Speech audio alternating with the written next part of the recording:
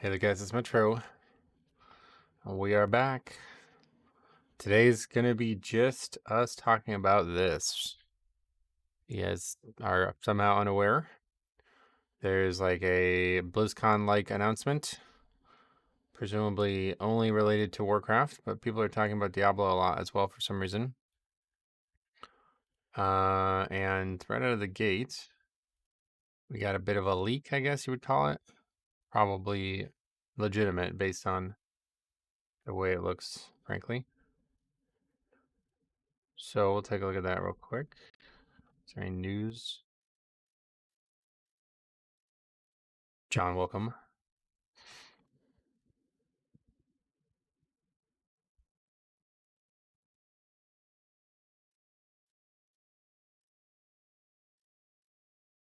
Hey, Bliss, welcome. How you doing? Glad to see you. How's your day going so far? Yeah, so here's this leaked image. I don't know where it's even come from, the source, but it's pretty convincing. The only thing I would gigahertz was up and Diab as well.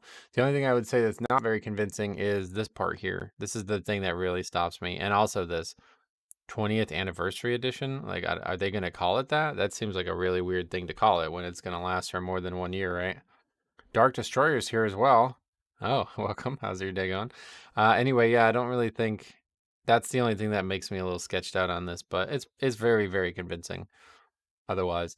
But yeah, so the thing that sketches me out on it is that like these things are already out, and I don't let's see when Firelands actually came out. Firelands, Kata, Classic. That came out October 29th, it looks like. So that's been out for a few days now, 2 weeks now. Yeah. So that's been out for 2 weeks now, and this is the same like indentation as that, right? Like, and what is this? Like, I don't know what this is meant to mean. But the fact that these things have been out already and this is not out yet, it's like they usually don't do it like this, right? They usually kind of do it like this, where there's like this is the beginning of autumn and this is the end of autumn. So this part is kind of that doesn't seem authentic, but one way or the other, if it's true, the plan is to have a definite mop launch, which I guess I would not expect anything different, to be honest. I would prefer if they didn't do that, but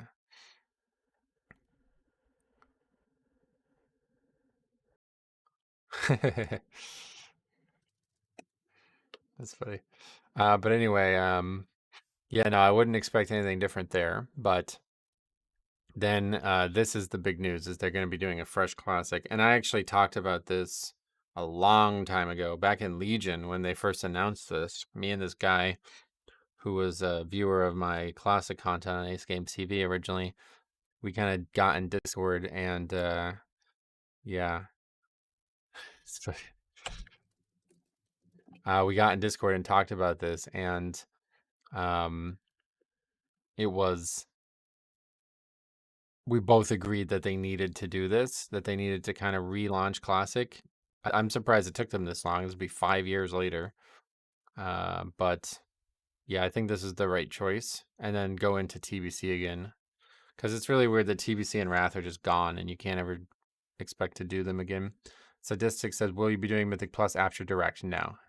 Not unless there's like absolutely nothing to talk about, but I probably won't either way because it's not really, YouTube doesn't really work that well for that kind of thing. Like to change the whole purpose of the stream in the middle of the stream doesn't really work very well on YouTube.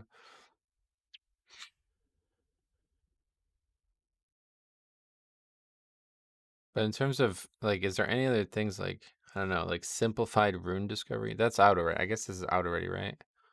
And then AQ and Nightmare Grove raids. Is that, I guess like new end game content is like the only thing that's interesting there. So yeah, I don't know. Not really that interesting. But yeah, obviously if they did do a fresh classic, I thought about it a lot in the last few hours. I just don't think I would be interested, to be honest. I really would like to be interested, but it's just like, I mean, I'm just stretched too thin as it is. Like I just don't have the hours for it. So as much as I would like to, I don't see how I would have time. It just takes too long. If it's not 1x, like if it's maybe faster rates, then maybe I would consider it. But otherwise, there's just no way I can. I just don't have time. I mean, it takes like a month of gameplay. Like, it would take me a very long time to. Actually, Sapphic went though. It would take me a very long time to get it done. SOD is 150% bonus experience, by the way. What do you mean, by the way? What up, Metro? Hope your weekend was nice and the week is treating you well. Yeah, sweet man. Weekend was great, great, great, great. We went on this train ride to Jim Thorpe. It was actually really cool for leveling. But why are we talking about SOD? I'm confused. I'm definitely not playing SOD. That's that's out. I was talking about the potential of a fresh classic that we were reacting to this leak. It's a pretty, yeah, I mean, it's a pretty exciting thing because if you watched anybody do it when they were just kind of faking a fresh class, like it was like super degenerate, by the way. But yeah, it worked out. Like they did a decent job with it, and it was fun. Like I think it looked good. It made sense. The game is like better when, and the big thing is like, what are they gonna do on that version of Classic? Because if they're just gonna allow everybody to just things to get out of control again, then Classic sucks anyway because of that. But if it's like, everybody starts with 0 gold again, it's like, it's pretty engaging. The big problem I have with Classic is that it's just like, it's not meant, like, you kind of get screwed over when there's a lot of people all in the starting zones, So it's like exciting, but like if you actually want to level, it's not exciting at all. I'd rather just play alone.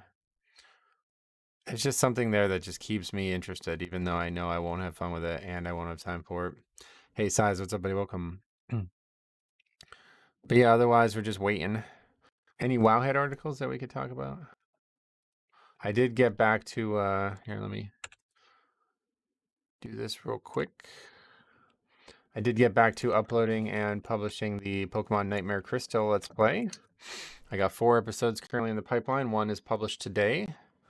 If you guys want to check that out, I'd appreciate it. It's a lot of fun. The next episode is going to be nuts. Just wait a few days, then start leveling. Wow, that's not. I'm definitely not going to wait a few days. Like, the whole point of doing it would be to capitalize on the hype of it. They're announcing that they're deleting OG today, right? And I don't think that's what they're announcing.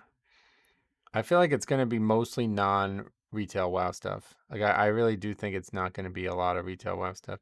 It's 45 minutes, and I bet like probably about 20% of it is going to be only 20% of it is going to be retail WoW stuff. Because if there is truly a Warcraft 3 and I guess Warcraft 2 announcement, like, that can't just be like a 5-minute discussion, right? And think about how many different products there are now, right? Like, let's add this up. So there's one that's retail WoW. Then there's another one that's classic, Kata. Then there's SOD. Then there's the fresh classic or hardcore if you want to see that they're doing those things. And then there's Warcraft 3.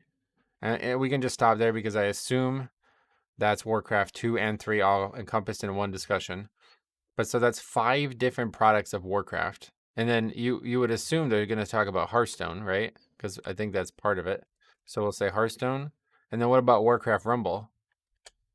So 7 different products, right? Divided by 45 divided by 7.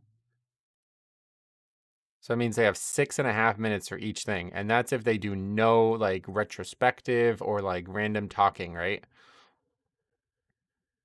So it's like I don't know what they can possibly do at this point in terms like this is not long enough for me to think that this is going to be something crazy.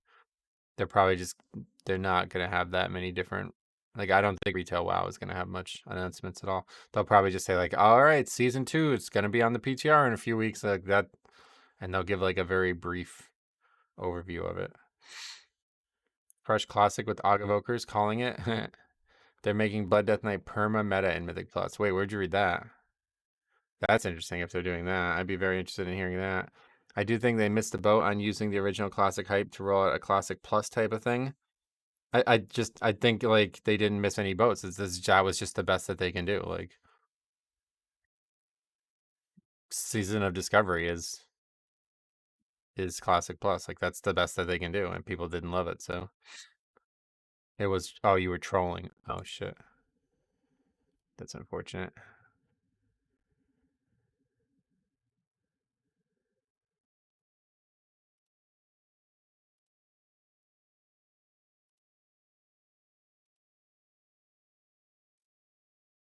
Any Wowhead posts though? Let's see.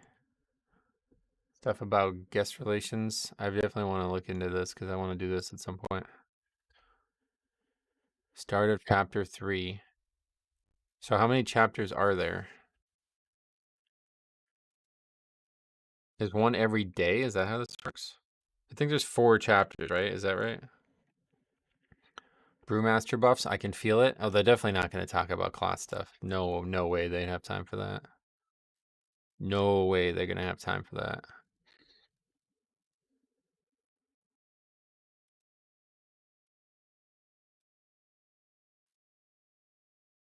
Monk's pretty good, actually. Windwalker's been solid, and Mistweaver's really, I think Mistweaver's unsung. They're very good right now.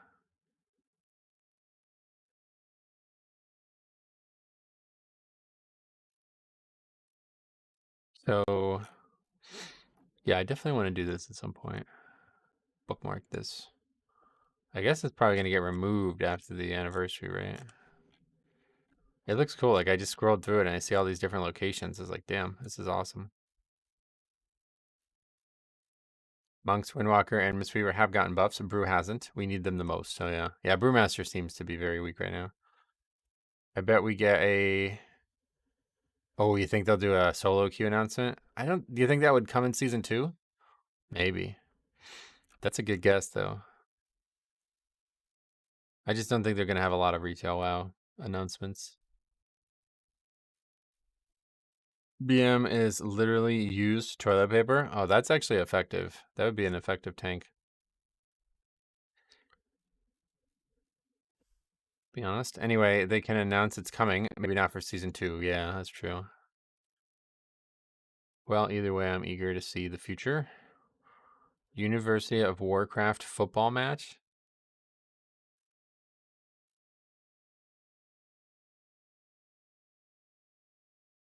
This kind of stuff is just like, what? You're meant to use the toilet paper after the BM. That's clever.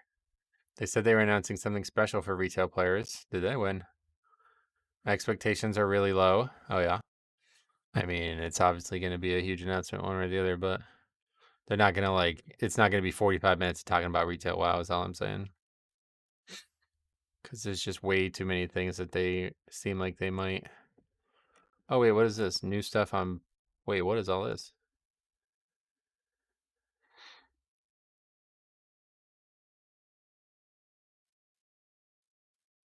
Whoa, that's cool. Has that ever been in the game before? Probably. Whoa. Damn, some of these are new, I think. God, time walking is like nuts right now, dude.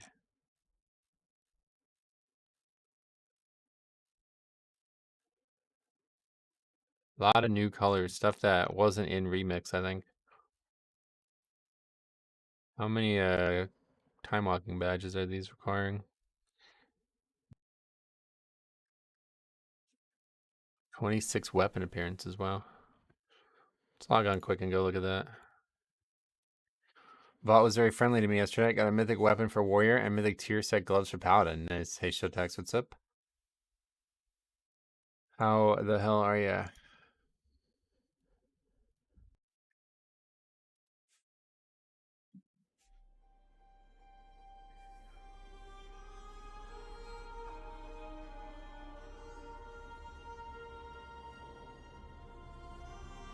I'm calling it now. We're going back to Outland for the 3rd time.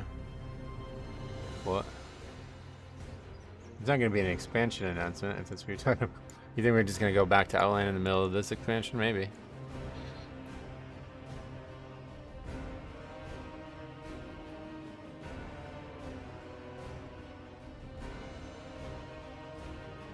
How do we... Where's the time walking vendor for Mop? Is it in the Mop city? I think we'll get season 2 date and theme, maybe a cinematic. Yeah, I could imagine there's going to be some like lore cinematic type like scene that we'll watch. And then I think there'll probably not be a date for season 2, but there'll definitely be a date for patch 11.0.7 or whatever patch this is now.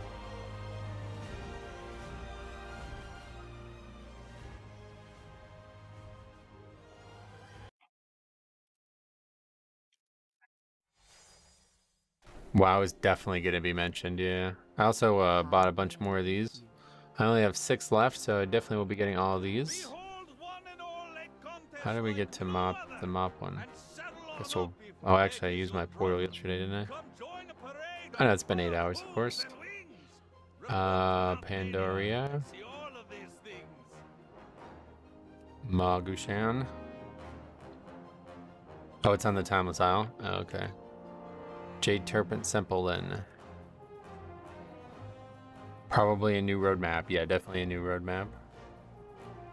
Although we were reacting to that potentially leaked one.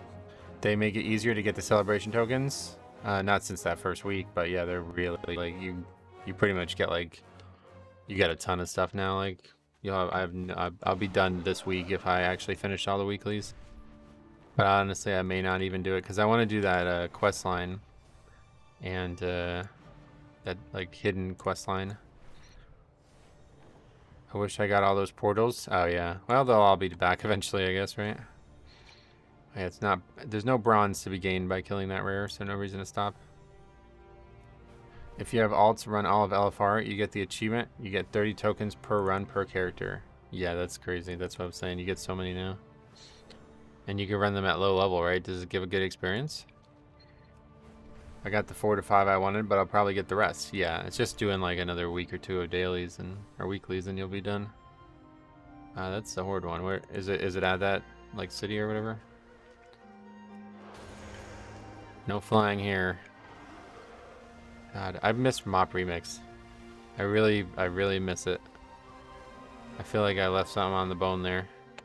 I didn't touch it like for like 3 weeks at the end. Like I didn't even log on once. After I got everything I thought I wanted to get done. And I feel like I should have logged on. Oh, it's at Hulan. It's the Hulan vendor, right? Yeah.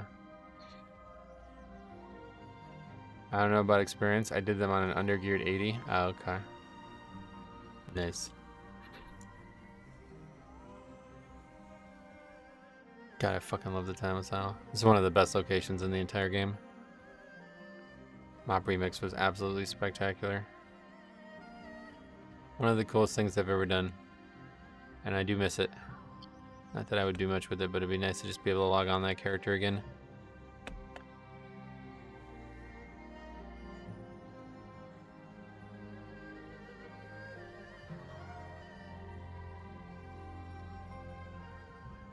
Welcome, wanderer. Wait, what? I guess I need to look this up. What is this? You just buy this for free? Guess because I already have it or something. Mop time walking vendor. When faced with challenges, the like you The have PC never vendor, the new seen. time walking gear. What do you hope for? What is the She's future directly you behind Xiaohao. seek? What? Then let us begin. Create the destiny you seek. Aren't those vendors only up when time walking is active? It's not active? Oh, I see. It's not active. It's just a Wowhead post about when it is active. That's what's going to be there. What is active right now then? Classic again? There's too many fucking time walking. It's too much bullshit on this thing anymore.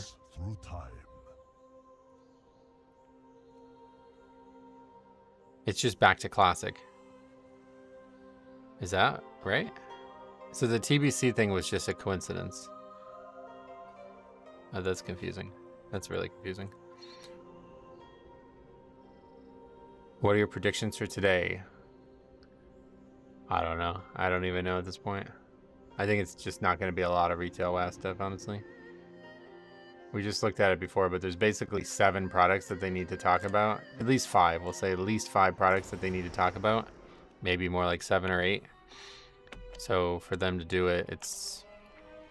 I mean, that's 6 minutes per topic at least, you know? So that can be a lot. Had a tank leave on me yesterday because I picked up the Interrupting Orb and Necrotic Wake. Apparently it's a tank weapon. I downloaded clipping software after that. Oh, you didn't record it? Yeah. I mean, people might like to use it at a certain spot, but you can just use it when he wants. I don't know why anybody would leave over that. Probably just gonna get a 2065 updated roadmap for WoW. Well, the roadmap will come with the announcement, obviously. Whatever they're announcing. I can't wait for Warcraft 2 remaster. Oh, really? Yeah, that is like zero. I have fucking negative interest in that. Warcraft 2 is a cool base game, but if they don't do like a map editor type thing like they did in Warcraft 3, then I'm not even gonna be interested. Small bone. Thanks a lot, man. $2. Mind games as well. Welcome. Small bonus for the watch party. Thanks a lot, man. $2. Very generous of you. Yeah, we're gonna be watching this, and then after this is over, and I've given my initial reaction to it, I'm gonna get Harry in the call, and we'll be watching it together. Wait, what am I missing here? Isn't this supposed to be up by now? Oh, here's that chat summary thing. Have you gotten the Mountain Dew mount yet? No. Viewers are excited for the upcoming Blizzard announcement and discussing various topics related to Blizzard games. Oh, where'd it go? No, it says 12:45. It's 12:46. And it looks like Harry's already watching it. I clicked on his stream.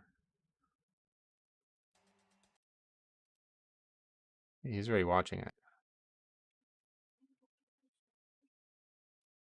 Is this not where it is?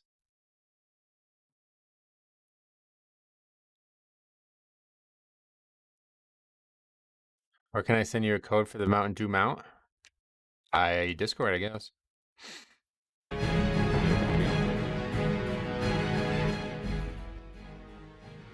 I don't know what to even do with the code. What do you do with that code? How was Vault yesterday? Not great. Blizzard potato servers also run the time servers. Going funny. Harry's probably watching it on Twitch. He likes Twitch. I'm watching it on YouTube.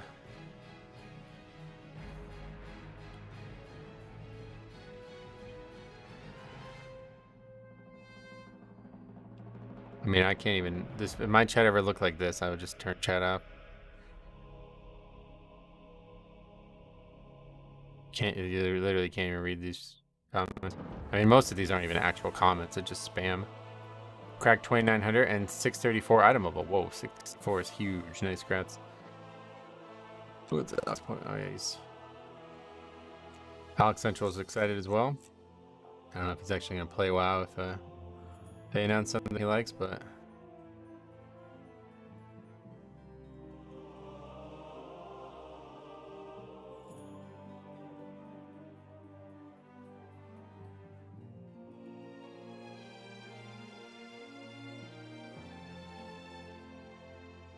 The wall from 11 to 12 is crazy. Yeah, no doubt.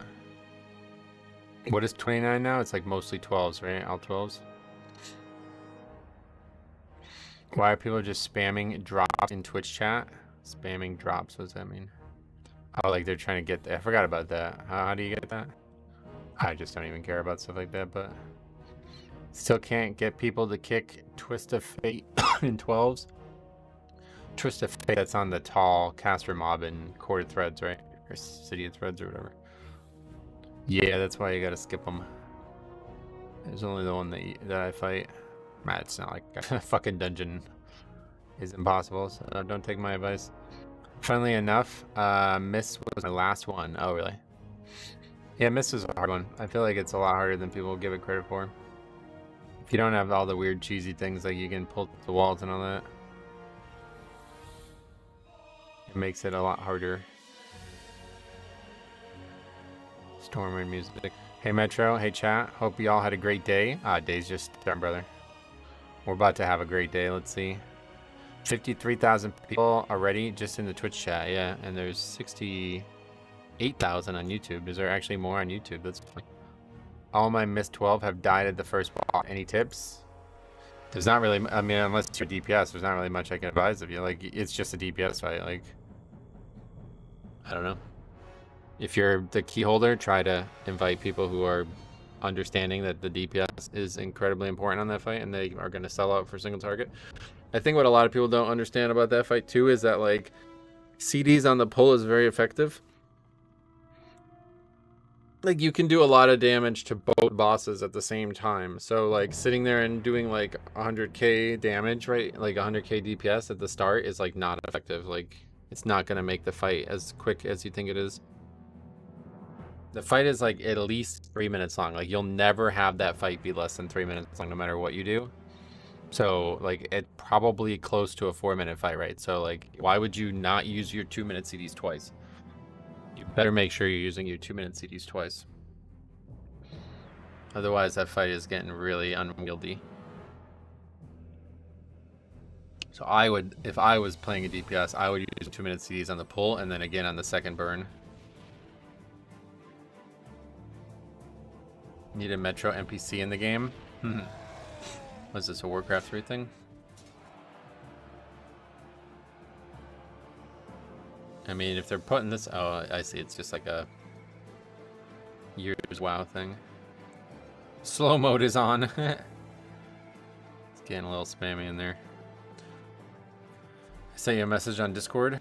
Do you know what yeah, you sent me the code or whatever? It's cliche, but it's such a dream come true. Who's that? Being able to create the things that brought me so much happiness over the years. Let me know if you like the volume. Landed here in Irvine and went into the Blizzard campus. I literally didn't believe it was happening. I went into my office and on the door sign against my door, it said Chris Metzen. So I just saw him going into the room one day and I completely geeked out. It's so strange coming into work and realizing, oh, I work on this thing now. I get to contribute to the world in whatever way that I can, and then seeing it go live in game, whether that's a couple months afterwards or even up to a year after I finish the task, seeing people react to it it's amazing, honestly. SLB, what's up, buddy? Welcome. I'm a tank, so I don't know how to help or what I'm messing up. Yeah, there's not much you can do. 72k on Twitch and 60k on YouTube. With my friends is probably the best part. And probably not a lot of overlap, a lot right? Of the memories I have growing up were just. Is the volume good, or friends. what should I do about the volume? You guys like it? The communities in our games, especially in World of Warcraft, I've made a lot of friends. Definitely some of my closest friends are people that I've met playing World of Warcraft. I've gone to a few different weddings of people that I met playing WoW. WoW means a lot to me. I met my wife playing World of Warcraft, so it is a game that means an awful lot to me personally. I met my wife through the game. She asked if we wanted to play arena together. We talked more than play. Are you sure you met? Is that an actual true story? And many years later, we have a family together. And this guy's lying. You can't meet like good people playing arena together, can you? I don't think that guy's lying. To 100 people that I've come across and stayed connected. I would actually with, like TBC servers. Yeah, I think they might do it, to be honest. That we really strengthened our bond playing World of Warcraft together.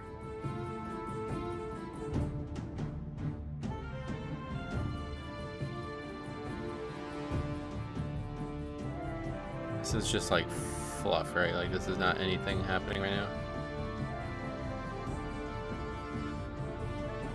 Put this code in. This is an unwieldy code here. Where's my WoW girlfriend? Do you do arena? Because if so, that's the problem. These guys look like boomers. Are we old?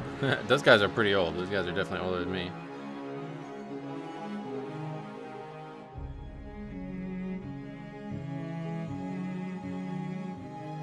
Working on Hearthstone and just in the Warcraft franchise and at Blizzard in general is something I've always dreamed about. To work on this game that I've played and been a fan of for most of my adult life, it's a dream come true. I think to work on World of Warcraft.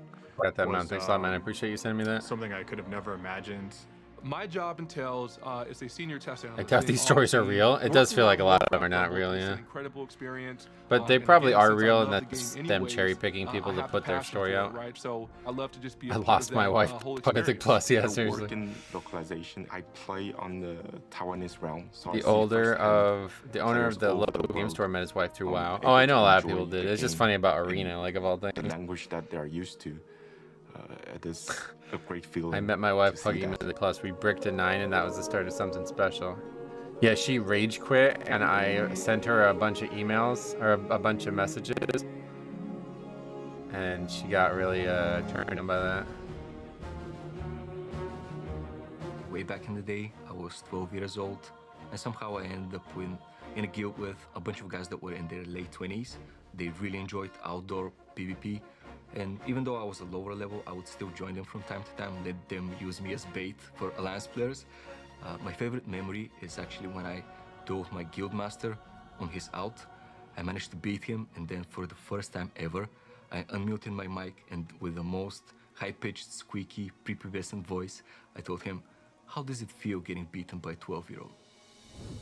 Clever. We had what we called computer time. That's what so the like drops our parents thing, would like, if you ration look at- how much time we would have for using a computer, where we'd have like 2 hours on, I would have like 2 hours on a Monday, Ryan would have 2 hours on a Tuesday or something. So yeah, we would have to trade off in that sense. Some days we might trade. What are they, twins? Hours or... Yeah, we used to sometimes save some of our allowance money to buy hours from each other to have more computer time. My first game was Warcraft 3 Reign of Chaos in the Warcraft universe. And then from there, I expanded beyond to the Yes, my Frozen lord. Throne. I have a lot of memories playing a lot of custom games. You know, a lot of those tower defense games that are super fun.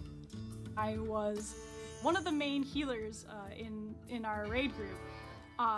And I was home for the summer from college, and my parents had just gotten a puppy. And What is this? I was like, oh, my puppy's been really quiet. That's unusual, and I kind of leaned Some over fan-made wrath past my thing? laptop, and she had gotten into one of my Waiting artist for pens, Metro to and she pop just up next? had Oh, I ink would not. everywhere. You have to be an And me employee, naturally first of all. being, like, worried because These people make me want to work at the company again, to be I was honest. like, oh my god, my puppy's gonna die. But I Did know not it's not explain really like further this than when you that. work there. Threw the laptop and wiped our entire I got two guildies who met their and wife that's through one of my WoW, favorite some stories, guildmates, is how and my me dressed up puppy as killed Murlocs 25 at their people wedding. in Oh wow. Warcraft. I loved Hades kind of cute PvP, despite having a and fake story. think, I didn't even listen to what she I think said. I went on a 10-win streak once. I'm not that good, but I love it. And I think I went on a 10 You win worked streak at once Blizzard? a year. Oh no, I never And, worked with her. But I used to say, I used to talk about this all the time, like I used to say, like, if, it's pretty awesome. like when I was young, I was like, it'd be a still dream job remember to the have. first And time then I once went I got to to learn more BlizzCon about the company and everything, and 2017 everything that's going on in California, it's like, I really wouldn't. excited. First Yeah, time getting you'd to have see to all of these really big pay me a lot announcements to from work these there. Different games live.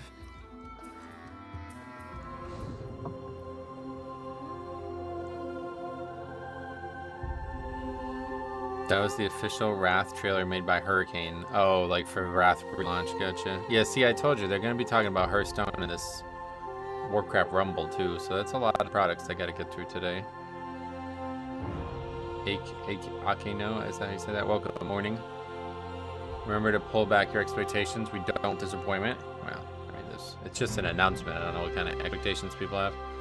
If you expect them to change the game by announcing something today, then you're just not.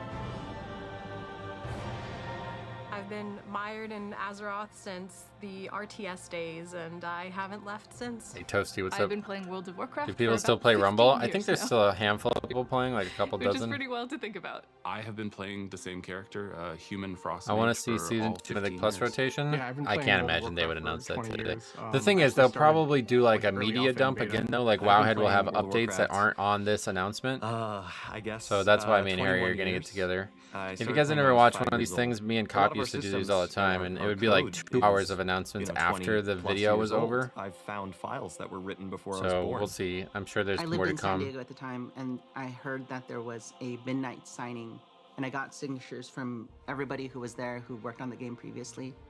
And it's so good connecting with people who actually signed it for me. And, you know, we get to share in like this experience of, oh, you know, like I was such a passionate fan, and, you know, you signed this, and now I get to work with you as a professional. Whether you want to just chill out and be solo and enjoy the world, or you want to like get in deep with your guildmates and like raid. I still feel like hard WoW as you has can. the coolest shit. Like, there's it's a little really nuts. something All for the, everyone, even and if there's some of space them for aren't legit everyone or they're to weird have a stories, really it's like satisfying experience, the amount no of matter people your that have been playstyle. affected by this Future of game Hearthstone is looking insane. very bright. There's always cool new cards coming out. In the We've universe. got Liz, I'm plenty gonna of see. I've ways been. for both new and When I returning passed uni with a players to degree in game theory and get game into design, I the wanted to game. for There is Minecraft, but I magic do here, know and I people think that from magic will class continue, who did for want to the work next for big 30, companies. So 40, yeah. 50 years, and I'm excited for what's to come. I think it's fun, but knowing Blizzard, it's going to be Horde in a Mythic Plus environment. Are you talking about Dark Flame crap? Yeah, that dungeon's going to be terrible. But all right, here we go. Not going to be reading it out for a while now. So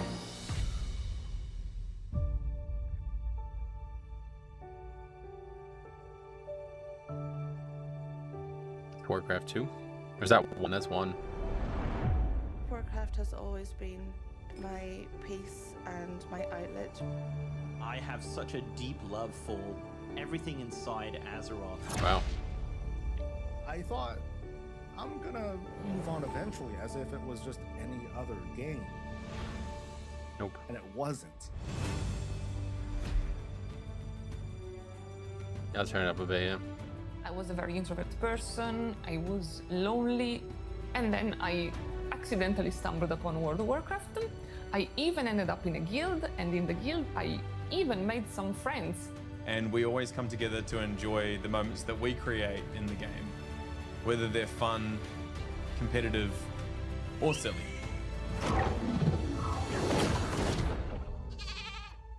You sent me a whispering name going, my water just broke. And I said, oh my goodness, I guess we better go to hospital. And you said, nah, let's kill this dragon. And we did.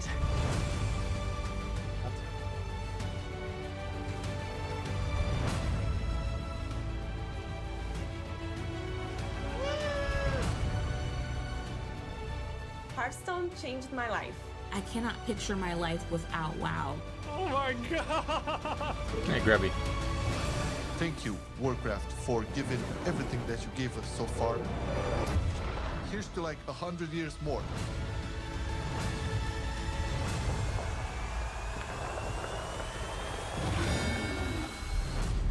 When I say World of Warcraft saved my life, I really mean it.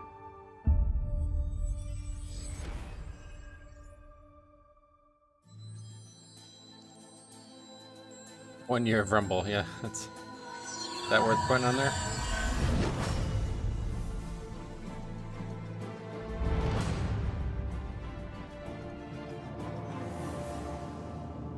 Hi everyone, welcome to the Warcraft 30th Anniversary Direct. I'm Holly Longdale, the executive producer for World of Warcraft.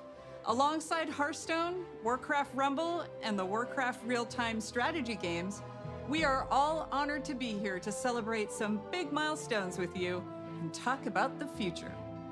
Many of us began our Warcraft adventures as players before we became developers at Blizzard. No matter which game we work on, we all share a deep love for the Warcraft universe. Today, each of the Warcraft development teams will be sharing what's coming up. Some of it next year, some just a few weeks from now, and some will even be available today. Yeah. So whether you've been traversing the plains of Azeroth with a view from above, or chilling in the Hearthstone Tavern, sorting out your minis for your Rumble How's that? machine, or pursuing Xalatath in Kazalgar, thank you so much for taking the time to join us. Box mod? Now, what better place to begin than with the games that started it all? Here's Brad Chan from the Warcraft RTS team. Hey, Daiko, what's up, buddy? Welcome. So I'm not really able to read chat while this is going on, but welcome. It's kind of funny how life ends up. I actually never thought about ever being a developer. When I was younger, I just wanted to play video games. Back in 2007, I was at a regional qualifier playing a game called Warcraft 3. After I qualified for the tournament, someone came up to me, gave me his card, and was like, hey, we're looking for experienced RTS players to join our design team. Naturally, I said I wasn't interested. I was gonna go to the Nationals, win that, go to the Worlds, win that, easy. Well, it was a good thing I kept that guy's card, because 16 years later, here I am, working on a game that remains so important to me and so many players around the world. Throughout my career, I've stuck to a few guiding principles. When something is broken, you fix it. When something is wrong, you make it right. And if things aren't good enough, you make them better. So without further ado, I'm here to announce patch 2.0 for Warcraft 3 Reforge. Okay. Available now, this patch overhauls the environments and lighting and revamps the user interface. In addition, we are up-resing all classic Warcraft 3 assets to HD. You can now customize the type of assets you want to play with and even mix and match if you like. We have also included a bunch of quality of life changes, such as in-game hotkey customization, a revamped ladder, and much, much more. We hope you enjoy this update, which will be available to everyone who owns Reforge. That's cool. Now, I'm not just here to talk about Warcraft 3. We're also here celebrating 30 years of Warcraft. So not only will Reforge be receiving an update today, but we are also releasing fully remastered versions of Warcraft 2 and 1. And so you 1. can experience the story from the very beginning. Fully remastered. Let's see what it looks like. These remasters have brand new hand-drawn visuals that capture the Ooh. original art style from each game. And you'll be able to swap between the original graphics and the remastered version. Yeah, see, that's in real huge. time. Doing that is huge. Good choice. For Warcraft 1, we added modern controls such as right-click move, bandbox select, and a faster game speed. Both games have also received various UI and UX improvements such as tooltips and health bars, mission select screen, and an increased unit selection. Warcraft 2 will still have multiplayer functionality, and all legacy custom maps will still be fully compatible and playable. Nah, that's great. We are also bringing back the Warcraft Battle Chest, which will include Warcraft 1, 2, and 3.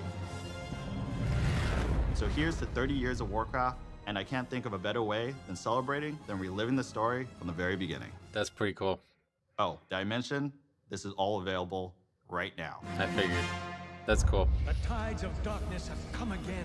That's really cool. What are you doing, my son?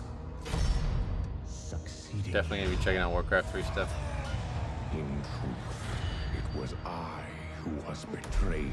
How much is it? You must lead your people to their destiny.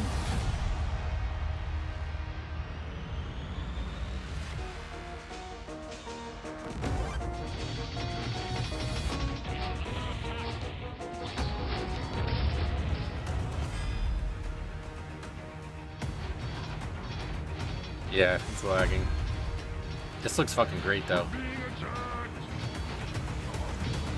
And this isn't like reforged, this is just a remaster like Diablo 2 with like no real changes, it looks like. Work completed.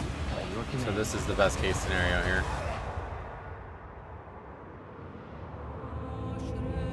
Now, we are one.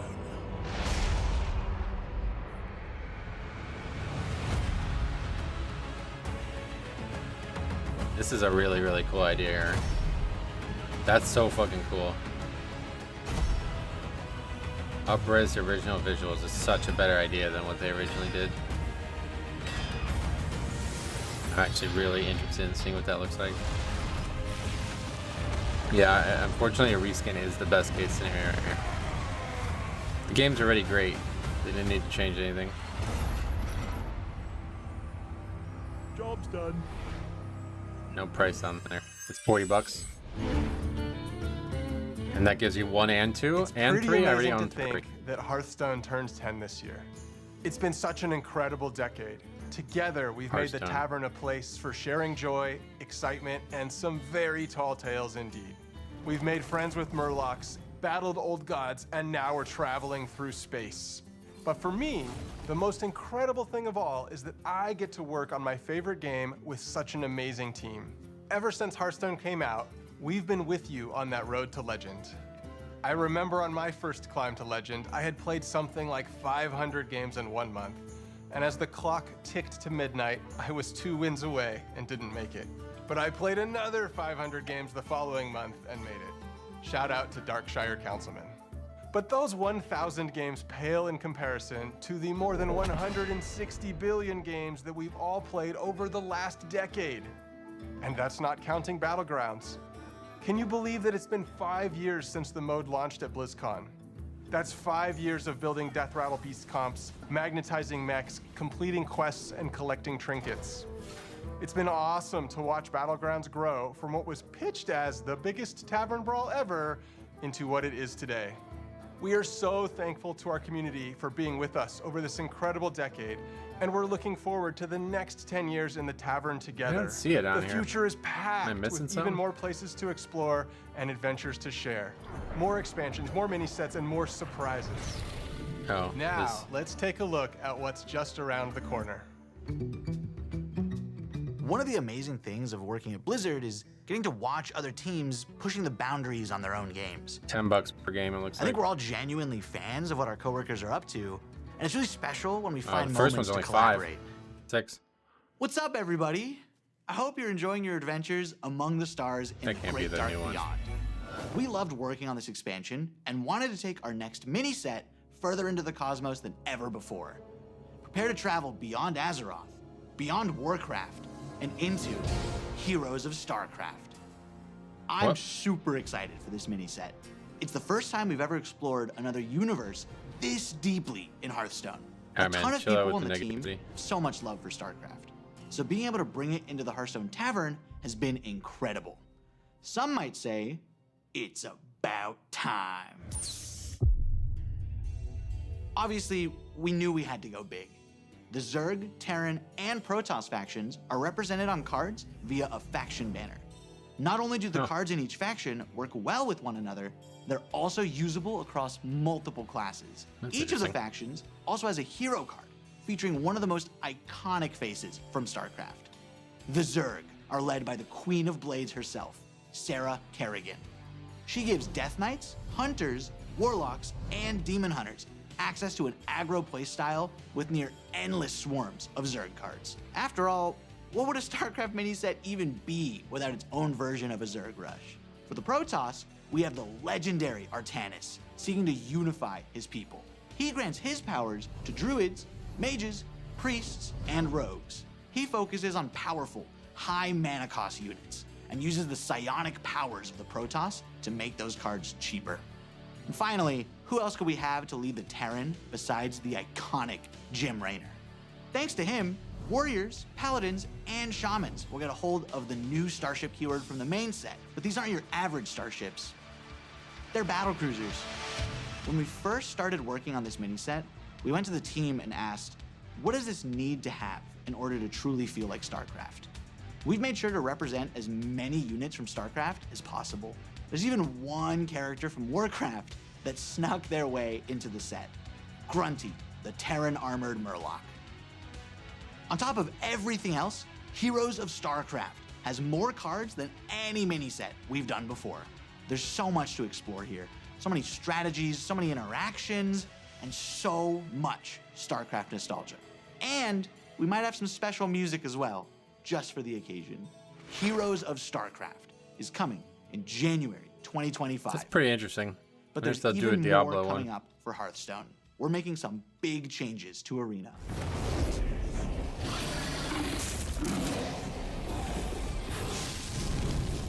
As Leo mentioned, Arena is getting a major glow up. But first, let's talk about what makes Arena special. Arena is Hearthstone's premium draft mode, where you build your own deck from scratch at the start of every run. It's all about you flexing your deck building skills and card knowledge to defeat your opponents. And believe it or not, Arena has stayed mostly the same for 10 years. So we thought it was finally time for a little bit of an update. From now on, there will be 2 kinds of Arena to choose from. Normal Arena has a shorter format that lets you complete your runs more quickly, but still gives you that awesome competitive arena experience. And after you've established yourself in the normal arena, you'll be able to descend into the dark, dank cellar of the tavern, where challengers are engaging in high-stakes card play in our underground arena. Underground has a distinctive face and aesthetic, longer runs, and a new feature we call redraft on loss. This means that when you lose, you'll have the option to redraft cards and edit your deck, refining it to up your chances of winning as you take on more hardened challengers. We heard you also want a way to show off that you're an arena champion. We got you. Arena ratings will be available for both the normal and underground modes. Ranking for the 2 are separate, with the usual skill-based matchmaking in normal arena. But in underground arena, you'll be throwing caution to the wind and facing off against opponents of all skill levels. Whether you're an arena veteran or maybe you just haven't clicked that arena button in a while, we hope these changes offer you another exciting way you can enjoy your time in the tavern with us. And I'm happy to tell you all of this will be coming in the first half of next year. Now, here's Tyler to share even more of what's in store for Hearthstone. Hey everyone. As you can see, we've got a lot of really exciting things planned for the next few updates. But what kind of game director would I be if I didn't spill even more beans about what's coming next? It's going to be the year of the Raptor, and you'll be going on some awesome adventures in some of your favorite Azeroth locations. Next year, we kick things off with one of our most requested settings as we journey into the Emerald Dream. Here you'll find yourself in the middle of a legendary face-off between the Druids of the Emerald Dream and the forces of the Old Gods. They'll be fighting a high-stakes battle over the fate of the World Tree in our first expansion of the year. And things are gonna heat up even more when the Druids of the Flame light up the mini-set. Our second expansion is also Hearthstone's first ever sequel, as we go back to Ungoro Crater. Join Elise on the hunt for a mythical lost Tortolan city. Spoiler alert, keep an eye on that volcano. After uncovering the secrets of the lost city, take part in a grand celebration in the 33.4 mini-set. The party-loving Tortolans are hosting a festival in honor of the mighty dinosaurs of the crater, and we'd hate for you to miss out on all that fun. Closing out the year is our third expansion, where you'll travel with Chromie through alternate realities to recruit legendary Warcraft heroes like you've never seen them before. This all leads to an epic showdown against Murazond at the end of time, and you won't believe what happens next. You've seen just how much we've got in store for you over the next year. Heroes of Starcraft, revamped arena, and 3 awesome expansions. We're incredibly excited, and we hope you're incredibly excited. Thank you so much for being part of this incredible journey. 10 years in, and our adventures in the tavern together are only just beginning. They're gonna do Rumble next, aren't they? Oh my god. Blizzard has this Still looking at awesome Warcraft tradition 30th, of sharing the journey that each team took to bring their games to life.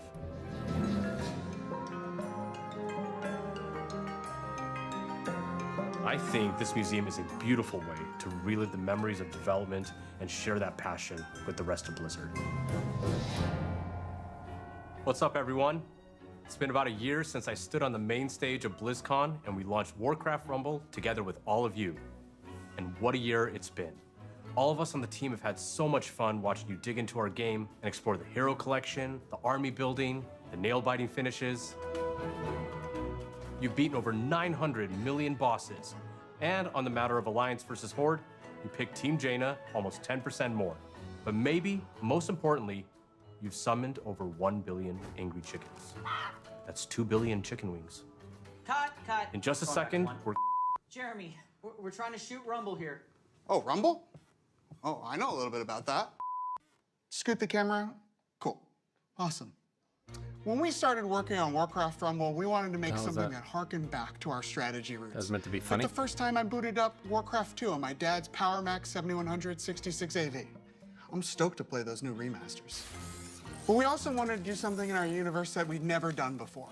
So we started imagining that maybe, somewhere in the Hearthstone Tavern, there was a mysterious arcade machine that printed miniature versions of the heroes and villains of Azeroth and zapped them to life for you to collect and command. In those kind of early days when we were establishing the art style of Warcraft Rumble, we wanted a sense of tactility. We wanted to be able to pick up and touch the art that we were creating inside of the computer. So some of us went and printed minis and painted them up like this. And that's kind of really where all this came from. All of these minis were painted by our team. And well, if I'm a little bit biased, but this little guy's my favorite. What does that say underneath? Oh, under here? Yeah. Oh, it says Jeremy. But we've done more than paint minis since our game launched. We've added new dungeons and at least 1 new mini every single season. We've got the Dark Moon Fair, new zones, and a whole new family for you to experience in the game. We added our first raid, Molten Core, and laid siege to Stormwind. In our latest season, we even bust down the doors of Ironforge. And we ain't stopping there, are we? Yeah, wow, is all that's left. Let's talk a little bit about what's coming up. Starting right now, if you hop into Rumble, we're running our first anniversary event with some truly excellent loot. We're celebrating 1 year of Warcraft Rumble, so if you jump in after the stream, you'll be able to snag some super cool rewards, like the very valuable looking gold kobold, which we affectionately call the Kogold.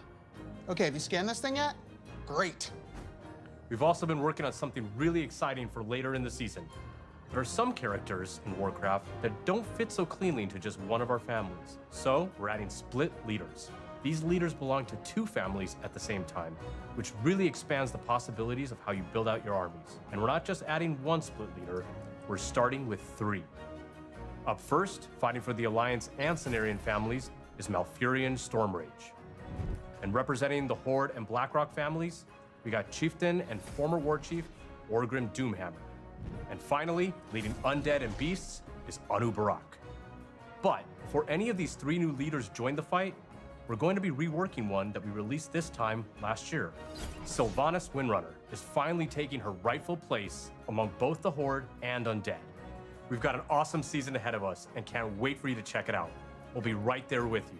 To our amazing fans, thank you for an incredible first year of Warcraft Rumble and for your unwavering support. Your passion fuels our creativity and truly drives us forward. But there was one more thing we wanted to talk about. Jeremy? Right? There was one more thing we wanted to talk about, right? Nope. That's all I had. See you later.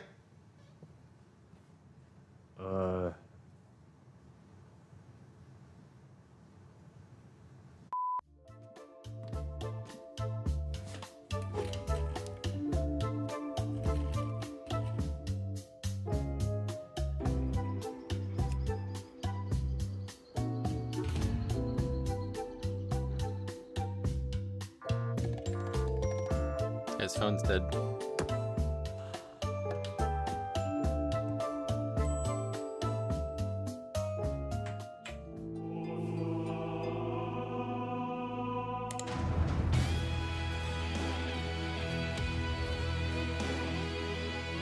Oh, PC. I was like, what are they doing here? This is so stupid. That's interesting. Is that a big deal? I don't know. I'm more interested in playing it on the computer, that's for sure. Alright, here we go. Pay attention. There's gonna be notes. Take notes. It's gonna be a quiz at the end of this.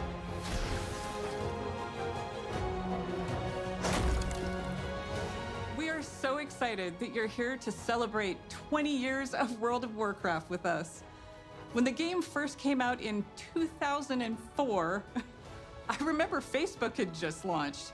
I'd been in the game industry for a handful of years when I picked up WoW, and I was in awe. Even when I was running about and exploring on my Night Elf Hunter, I made friends who would group with me and tackle just about anything, including helping me save 40 gold for my first mount. I loved it. I still do, just like many of you. And as most of you know, the game saw absolutely explosive growth in the early years and brought multiplayer gaming to the mainstream. That in turn created countless friendships, camaraderie, and escape for people every day. It still does 20 years later.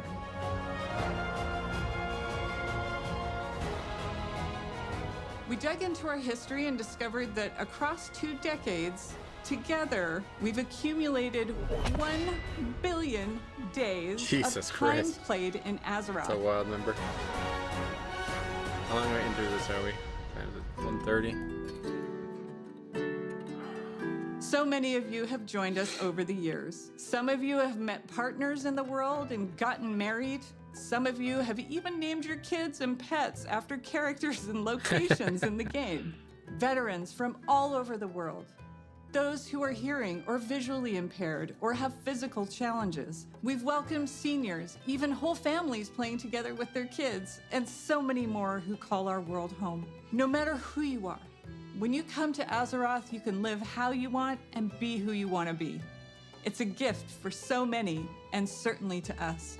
We feel it every day. That's funny. One of those special stories is live now on Netflix, in a documentary called The Remarkable Life of Evelyn. Mott Steen, who played a character named Evelyn, lived a life in Azeroth that he couldn't in the real world. He suffered from Duchenne muscular dystrophy for most of his life and fought it courageously alongside his incredible family, who I'm proud to have met and fallen in love with. Because of Mott's and his role-play guild called Starlight, his family discovered the power of online game communities and advocate for gaming around the world as a source of joy and companionship. Sadly, Mott's was taken from this world and Azeroth far too soon. Because of Mott's and stories like his, we were inspired to create a charity pet program for Classic and our modern game to support Cure Duchenne, a nonprofit organization dedicated to improving and extending the lives of those affected by Duchenne muscular dystrophy. We want to thank you in advance for giving to this cause that offers support to people just like Mott's. This little cutie is Revan, and he's available until January 6th. He was inspired by the detective agency Mott's created for his busy roleplay life in Azeroth.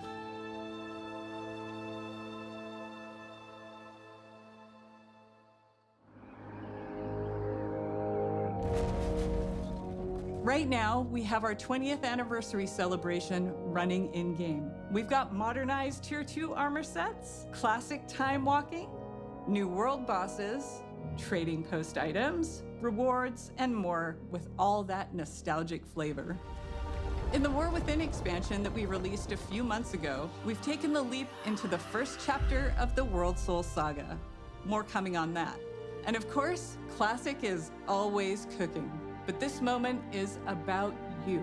You're the thundering heart of World of Warcraft and always have been. Stay tuned as we share what we are serving up for you.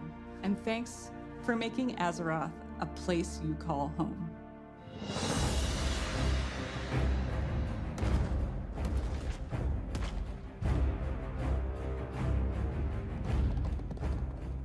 Naxxramas. What are we doing in there? Clay and I are so excited to be here today during this anniversary celebration to talk about what's coming up for WoW Classic. Okay, Classic. I can't believe that after 20 years, my Orc Warrior is still finding new adventures in Azeroth. Shout out to all my buds in Tacondrius. Feels like just yesterday I was on my Night Elf Druid, ganking some buddies on the Teneris realm at the Crossroads. Sorry about that. Being on the Classic team and getting to help contribute to this incomparable legacy, which has breathed new life into the original Classic experiences, I'm not sure anything compares to it. I love how vocal and passionate our player base is, not only about what parts of WoW's history they want to see come back, but also their passion for things we try and have experimented with. Speaking of us taking some pretty big swings, in Season of Discovery, we've loved watching you use your new class abilities, take on our all-new level-up raids, find secrets, and team up to defeat Ragnaros and Nefarian. We're looking forward to the AQ war effort unlocking very, very soon here, which will lead right into the launch of the Encourage raid. This will bring new changes and surprises that we can't wait to bring to you. Fun new mechanics, difficulty changes, new rewards. You know us well enough by now to know exactly how we'll mix it up as you wager your sanity for ancient Kiraji riches. Beyond that, for Season of Discovery, we have one more phase to come. We previously announced we will progress through all the phases of the original Classic era. So get ready not only for Naxxramas, but new instance content featuring the Scarlet Crusade, as well as adventures in Deadwind Pass. There you go. Now, that's cool. To Cataclysm Classic, don't have any announcements, where we recently launched the legendary Firelands. You've undertaken difficult challenges, besting Ragnaros and his feet, and are hopefully a few steps closer to getting your very own Dragon Wrath staff. We're looking forward to bringing you the final phase of Cataclysm Classic when our Hour of Twilight patch and Dragon Soul raid launch early next year. I know you Classic players out there must be curious where we're going next. But let's be honest, you know where we're going next. There it is. Oh, this is pretty. I'll be playing this for sure.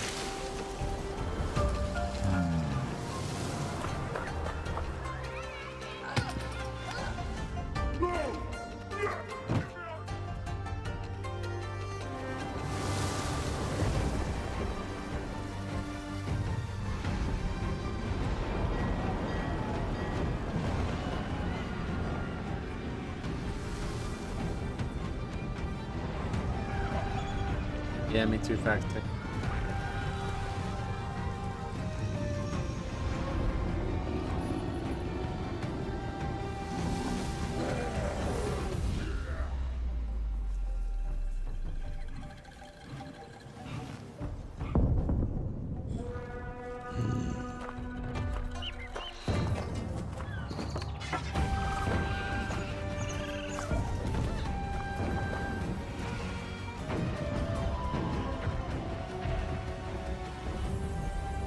Pretty cool trailer.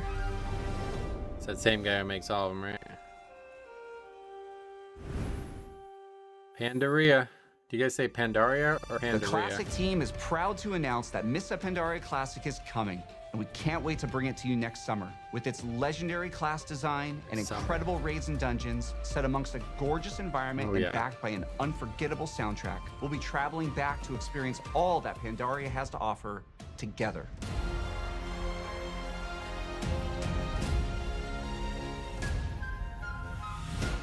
Mr. Pandaria Classic is super exciting for all of us, as well as Season of Discovery, and we love that we'll continue to be on that journey with you. But we know, we spend some time on the internet, and here we go. We've heard some of you out there, you want something fresh. Which is why we are so pleased to announce that we are bringing you the Classic experience. All new Fresh Realms with the WoW Classic 20th Anniversary Edition. And it's happening soon. How soon, Clay? Actually soon. These realms will be going live 21st. next week That's what everybody on was November saying. 21st, but you won't have to rush to level 60. Classic is all about the journey after all. As we've made a change, and our first raid, Molten Core, won't unlock for a few weeks after launch. We'll be launching realms of all flavors. PvP, normal PvE, and for the very first time, Hardcore, which will progress through the phases in lockstep with the other two. This means a fresh start for everyone at the same time, together, on a level playing field with fresh economies on very large realms. If you missed out on jumping into WoW Classic's initial launch in 2019, this is the perfect time to join our community. These servers will also launch with some of the quality of life features that came later on, like the Chrono Boon Displacer to save your world buffs, and the improved PvP honor ranking system. And yes, we're also pleased to announce that these realms will progress to the Burning Crusade Classic. Great. I love that.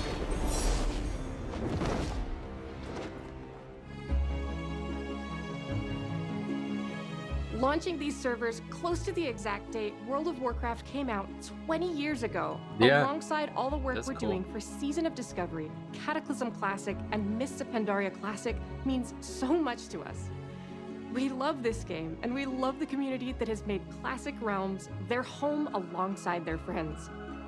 From all of us on the Classic team, thank you. This amazing journey is one that's been co-written by you, our incredible community. Yeah, pretty cool.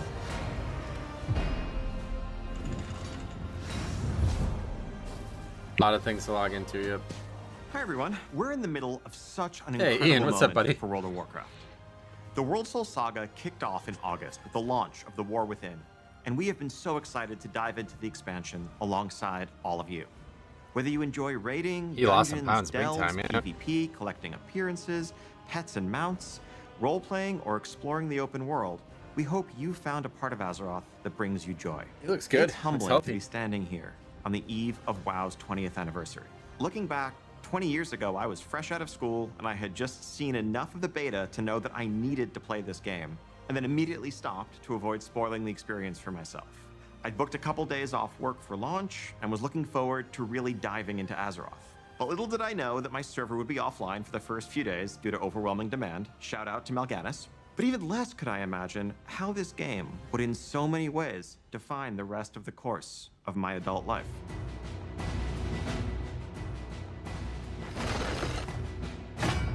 So, let's talk about what's coming up for World of Warcraft, starting with what's on the horizon. Good. We have 1107 Siren Isle, which is currently up on our public test realms. This update will go live next month, and it has something for everyone. On the narrative Next front, month. this update includes epilogue quest lines for Dalaran and the Kirin Tor. No spoilers, but this storyline features the mysterious Haranir, who also played a starring role in our expansion release cinematic. We'll also get into the prologue for where we're going next, but more on that in a minute. 1107 also, of course, brings its namesake, the Siren Isle, a new outdoor environment to explore, full of mysteries to uncover, and rewards to help catch up your alts and prepare for the next War Within season ahead. Plunderstorm is returning, this time with a plunder store to give you more flexibility in earning your rewards instead of that linear renown track. That's interesting. Also making a return will be the latest iteration of our Turbulent Timeways event and a Winter Veil revamp. We can't wait for you all to Winter experience Veil. this update next month. As That's an additional exciting. treat for those of you invested in the story Ooh, what of is the that? War Within, we will be releasing a novella that explains exactly what happened to Jaina and Thrall after they left us. This novella Ooh. is narrated by none other than Chris Metzen and Oh. available today. Okay. I like that. So, I know many of you have already seen 1107, but you have to be wondering where the War Within is going to take us Look at after Khadgar that. in the chair there. Okay. Here So we go. following Xal'atath's trail is going to lead us to a location that I've been personally excited about since we first settled on the idea of an underground expansion. Undermine, the capital of the Goblins' trade empire. Damn. Fittingly, our name for the 11.1 patch is Undermined with a D. Clever. Now, this is a city unlike any city we've seen before in World of Warcraft, standing as a testament to the intelligence and creativity of the Goblins as masters of technology and alchemy. And as our adventures continue, we will learn more about Goblin culture than ever before. What's important to them, what problems they're trying to solve, what they're capable of as a society. Everything that makes them truly unique, beyond the humor and the explosions. Though, just to be clear, there's going to be a whole lot of explosions. I'm sure, yeah. Yeah, Motherlode You'll definitely arrive at coming. an Undermine that's plunged into conflict between the 4 major Goblin cartels: Steamweedle, Blackwater, Bilgewater, and of course, the Venture Company. Ooh, Venture Company, cool. You will align yourself with a group of your choice and run into notorious goblins like Monty Gazlo, Renzik the Shiv, Baron Revelgaz, Marin Noggenfogger, and more. Now, if you're going to be in cahoots with a Goblin cartel, you can't be seen rolling around in anything less than a truly blinged out ride. So early on, you'll earn a vehicle designed just for Undermine to push the boundaries of locomotion within World of Warcraft. Oh, that's... Undermine sounds was interesting. built for speed, with roads designed for driving, which is just as well, because this car travels much, much faster than your regular ground mounts. Damn. You can also further adjust your car's driving characteristics. Do you prefer grip, or do you want to drift more? Do you want more acceleration, even if it's going to come at the expense of your top speed? That's up to you. You can Damn. try it all and rule the streets of Undermine, living your life 440 yards at a time. Very interesting. We'll also be adding a new dungeon in Undermine. Here we go. Operation Floodgate, which is a race to stop a group of goblins from blowing a dam that would bring ruin to the Ringing Deeps. This dungeon will also be immediately available as part of our new Season 2 dungeon pool on Heroic, Mythic, and Mythic Plus difficulties, alongside the 4 other launch dungeons and 3 returning legacy dungeons. Now, we'll have many more details in the weeks ahead, but I can tell you that one of those legacy dungeons, naturally, in light of our goblin theme here, is the Motherlode from Battle for Azeroth. Continuing to build upon one of our favorite parts of the War Within, this new zone brings with it 2 new delves for you to explore. Oh, and we're yeah, creating good. new variations on the existing delves. We're also introducing seasonal updates to Bran Bronzebeard, a new adversary to follow Zek Veer, and a new set of goblin-inspired curios for Bran. Of course, a new season also means a new raid zone. We have an 8-boss raid called the Liberation of Undermine coming your 8? way, which takes you through the streets of the city and into the magnificent Galagio, brimming with Whoa. color and extravagance. Damn. That also hides the dark secrets of its owner, the one and only Gallywix. Ooh. And for the arena PvPers out there, we're also introducing a new arena map set right amidst the city. Good one. That's fucking awesome. That was like Now, insanely some of you good. may be wondering how Xal'atath fits into all of this. Yeah, no, me too. and I'm how wondering it. Goblin politics relate to the fate of our world soul. But rest assured, Undermine plays a vital role as a continuation, a next chapter in the many stories that are unfolding in the War Within. We will have a lot more to share on that front in the months ahead. Okay. There's still 6 or 7 minutes left, right? What are they gonna do now? And that is just the beginning of what we have planned for the next year. There's now, a as you time- can see, 2025 is going to be an incredible year for both modern and classic WoW What's that? players. What the hell is that? What was that? As the World Soul Saga continues to unfold, we are reflecting on these past 20 years with immense gratitude as we lay the foundations upon which to build the next 20. On behalf of the entire World of Warcraft team, thank you so much for being the heart of the history of Azeroth.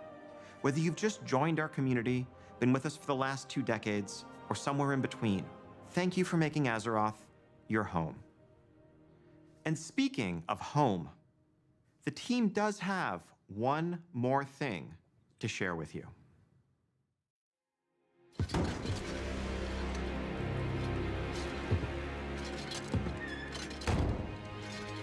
That's crazy. They're really gonna do it? They're just like totally just letting the community decide how the game gets made nowadays. That's a pretty big announcement.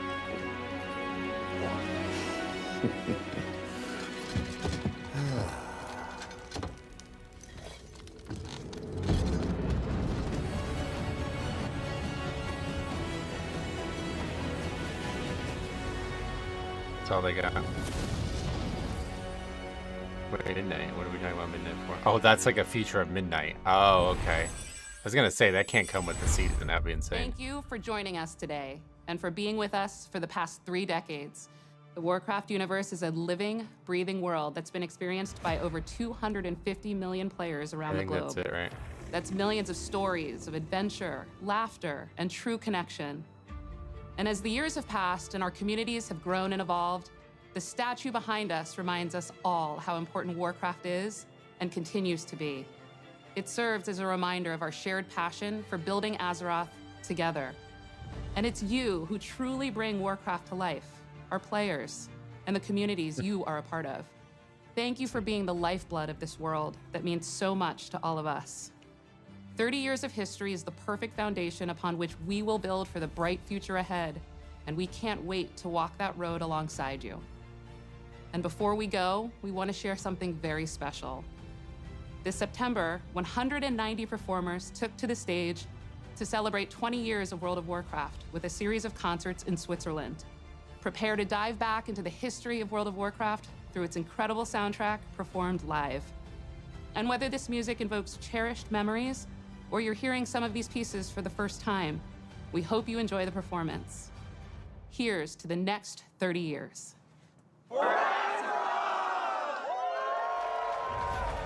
That was fucking awesome.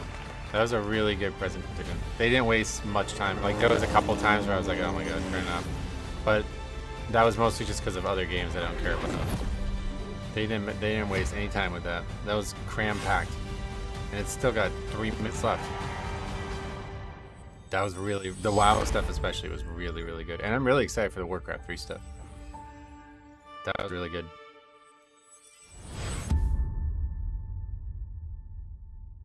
Yeah, it seems like the midnight, the housing thing is for midnight. What is this now?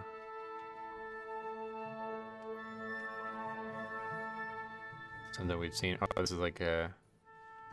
What, you don't know what midnight is? It's the next expansion.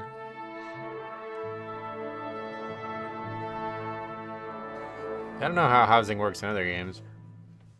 I think it's just going to be instances again, just like the garrison, but who knows? Who knows? I'm not a big fan of that concept, but if it can actually like impact the world. What is this? Dark Age of Camelot. I have my favorite housing. Oh yeah. What would be some things that you would like want to see in WoW? Because I don't know anything about housing, and I don't know why I would care about it personally. But this is actually the thing. I think we're good on that. But yeah, that's I'm gonna run to the bathroom real quick. So tell me some things that you guys are excited about after all that, and we'll come back and react to all this, and then I'm gonna get Harry in the call and we'll talk.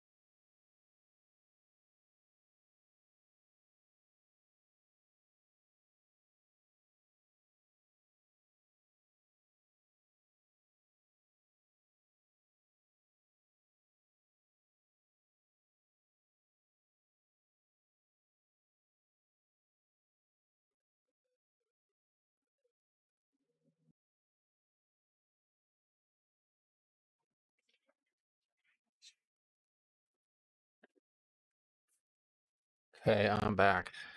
Motherload is back. Yes, I'm excited for Motherload. And that patch looks fucking insane, dude. ground mount dragon riding, basically. Like, whoa. Player housing is a massive everyday player thing. The Mythic Plus Raiders probably ain't really their thing too much. Yeah, it could be good for like leveling challenges. I just really hope that they add this shit and it's not going to be like, you know, I just really worry that they're going to add this shit and it's only going to be for max level characters. They have this propensity to do that. The Goblin City does look good, right? What is this now? WoW Classic 20th Anniversary Realm information. Realm sizes. Individual WoW Classic realm could hold many players. For our fresh anniversary realms, we're limiting the total number of realms to choose from to one of each rule set. Ooh, that's attractive. So give both new and returning players the confidence in selecting a realm with the rule set of their choosing. That's a really, really attractive concept. Burning Crusade Classic. We're particularly excited to reveal that normal and PvP fresh anniversary realms will progress to Burning Crusade Classic after we progress through the Classic content era phases.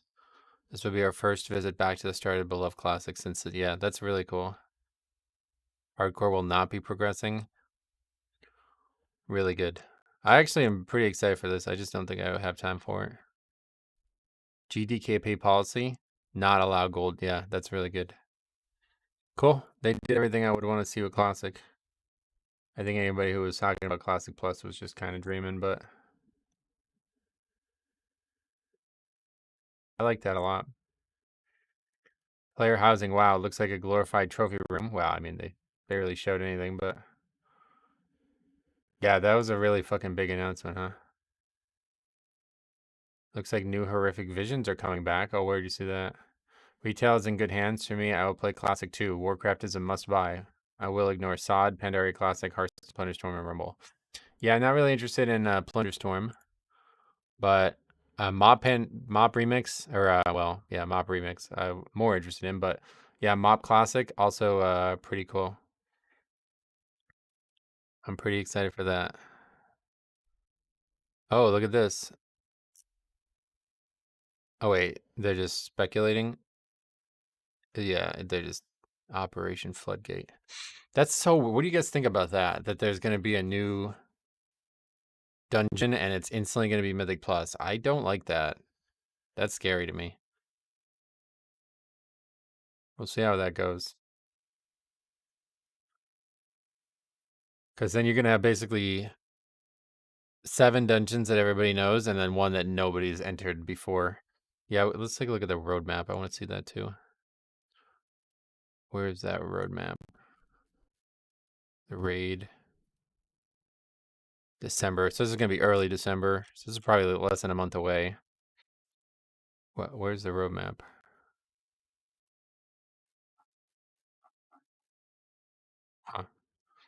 Huh. Classic players would be like, we didn't get Classic Plus. Yeah, it's not coming. I mean, that's why I said, like, Season of Discovery really was Classic Plus. There it is. Has to be before Winter Veil. Right, that's what I'm saying. So that's like a month. That's like less than 4 weeks away. So what the fuck is this? What could that be? I'm also really confused by this. Like, let's look at every single thing on here, okay? So Siren Isle looks like kind of, you know, they say winter, but it won't even be winter when this comes out, right? It'll still be fall, technically. Then Undermine comes out late winter, like probably February maybe. And so that has Warband UI updates, Season 2, Cartel Renown, which sounds pretty cool. Drive, which is the new dragon riding feature. New zone, new raid, don't care. New dungeon, definitely. New dwells, pretty cool stuff. Then 11.1.5, new content, Nightfall. Horrific Visions Revisited. Oh, yeah, there you go. Wait, is this like a fucking... Yeah, and then there's like basically no Season 4, I guess, huh? Because they're like laying this all out. Then another patch in between Season 2. Story and quests, new content and system updates, and turbulent timeways. That's like, yeah, that's that same bullshit. I don't care about that. And then 11.2 would be next summer. So that's Season 3. So that's not that, like, I mean, yeah, this is going to be quick, right? New world events, dungeon, raid, open world challenges. I mean, that's literally everything that you would expect for the season. But then they're saying expansion reveal. which would be like, so after season 3 comes out, then it's like, now it's time to hype up the next expansion, basically. And then at that point, new content and system update, like they have these patches planned already. But what is this? What could that be? And why is it green? TBC remix? WAD remix? What is that? Why is it green? How is the progression for Mythic usually? Does the season start with the Mythic plus tier decrease? I don't know what you mean, sir. Legion remix? Yeah, maybe Legion remix. Yeah, that's it, right? But what is this icon? I don't know what this is. Legion remix? Triangle might be the new expansion. No, that's this, right? That's remix. Or that's Midnight. This is probably a remix again, yeah. Because this happened in the previous one, didn't it? Can we find the old one? 2024 roadmap. Let's look at this real quick here.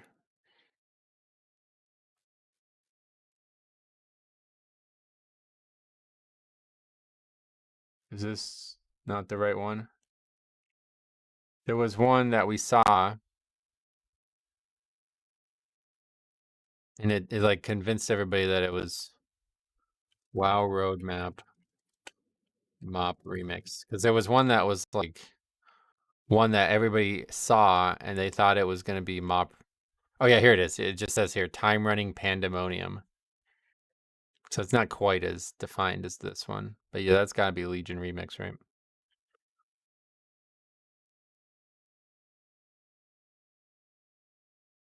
That's what the Hearthstone for player housing will look like? Maybe. If we stay on current pace, we'll be getting Midnight maybe in spring of 2026. It looks like it would definitely be winter of 2025, right? Unless there is actually a plan for season 4 and they're just not putting it on the roadmap on purpose. That's runic for removing Og. Anyone know what comes in the Twitch drops for WoW? Oh yeah, I don't even, like, I couldn't give a fuck about that at this point. Old Mage Tower appearances and Legion remix. I think they're definitely going to do Legion remix. Because the fact that it's green is like, that's really notable, right? Isn't the new expansion every 2 years? It was in the past, but they're making it all faster, I guess. Will the season 2 dungeon be the same difficulty as season 1 dungeons, or will there be an adaptation to the item level of the players? It's all new dungeons, you know that, right? You're asking if like you're going to be doing like 35s next season? No, it's going to be all rescaled, yeah.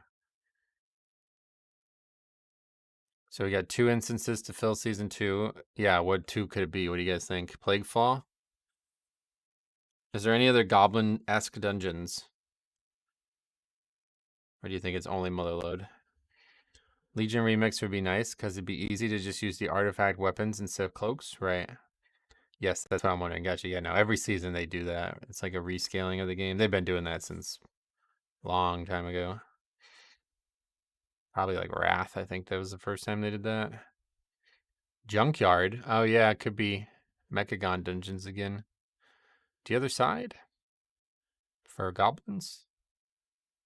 No, I don't think so. The new fast ground mount sound interesting. Yeah, ground dragon riding, right? Ground riding. That's pretty cool.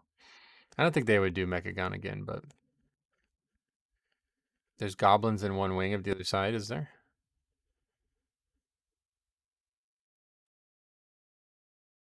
Dead Minds Mythic Plus? Yeah, maybe actually, because the venture company, right?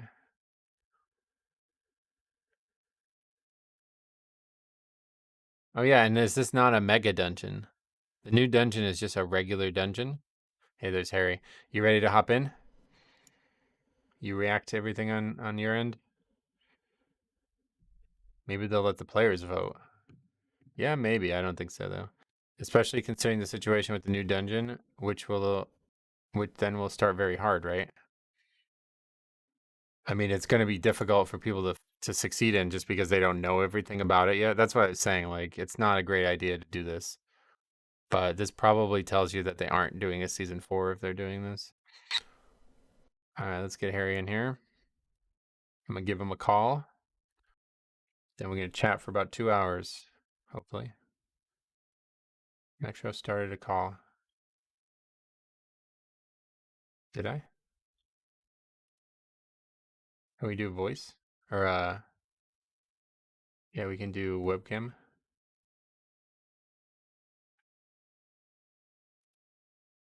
I think I still have that, right?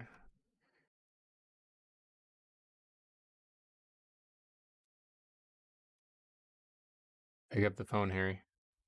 He didn't pick up. You missed a call from Harry. Oh, wait. He called me. Confusing.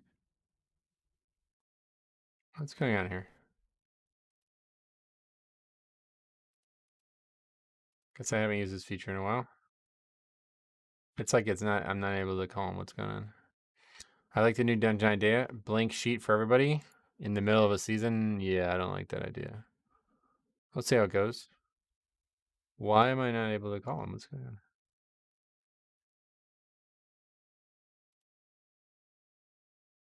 I don't understand what's happening.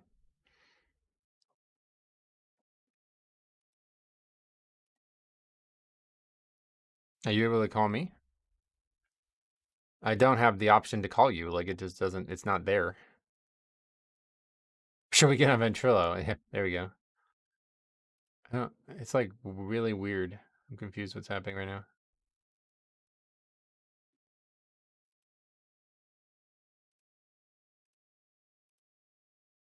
Join the call. Okay, there we go. Hello? Metro? Hey, what the hell was going on there? All right, cool. Welcome. Don't know what happened. What's happening, brother? Yeah, it's like Discord wouldn't let me be in the call with you. I was downloading Vent as we spoke. Good old days, right? So what did you think? Yeah. Let me hear your thoughts.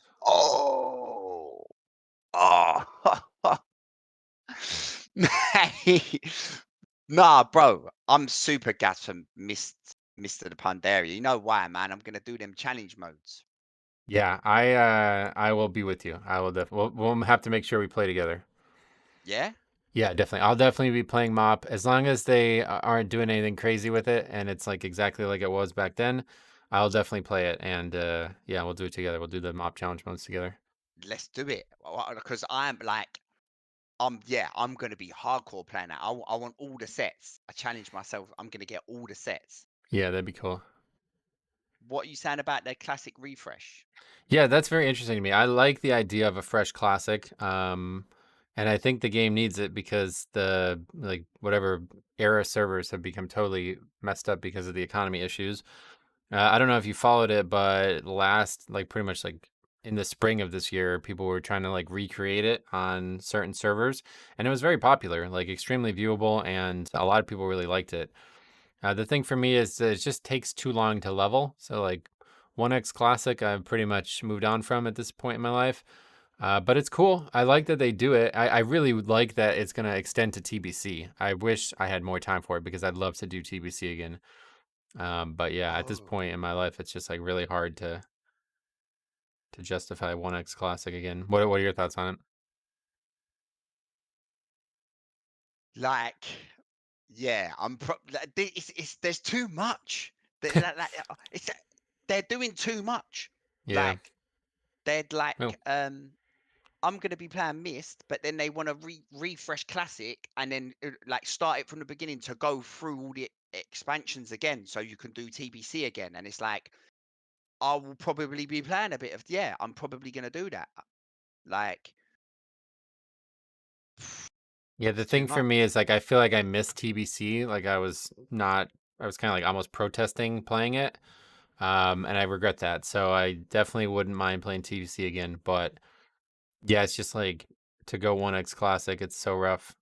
It's going to take so long. I might try to do it maybe on the second channel or something, but we'll see. That's next week too. That's coming out in a week and 2 days or 1 day. Oh my God. Yeah, wait, no, it's the 21st, right? Yeah, that's a week and 1 day. Yeah, a week and 1 day. There's way too much. There's way too much going on. It's funny because not long Men ago dancing we were moaning love about Harry. content. Welcome, my friend. And now, I need to split my personalities into 4 different Yeah, things. Clone yourself. I agree. Do you know what I'm saying? What? Yeah. I can't keep up with it all because I love Plunderstorm. Oh yeah, Plunderstorm too. 1 second though. Daiko donated $27. Thanks a lot, man. I really, really appreciate you doing that, man. That was really nice of you. I hope you're enjoying the announcement. We are too.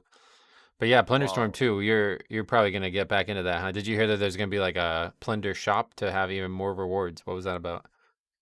Do you know what I think it is? I think what they're doing with the shop is they're making it so there ain't a renown thing anymore. They want you to be able to just buy what you want Yeah. and then leave.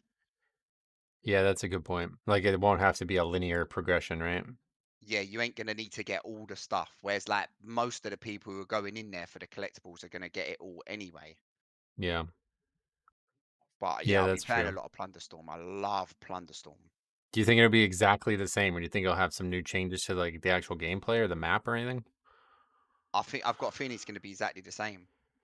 Yeah, that would probably be smart on their part.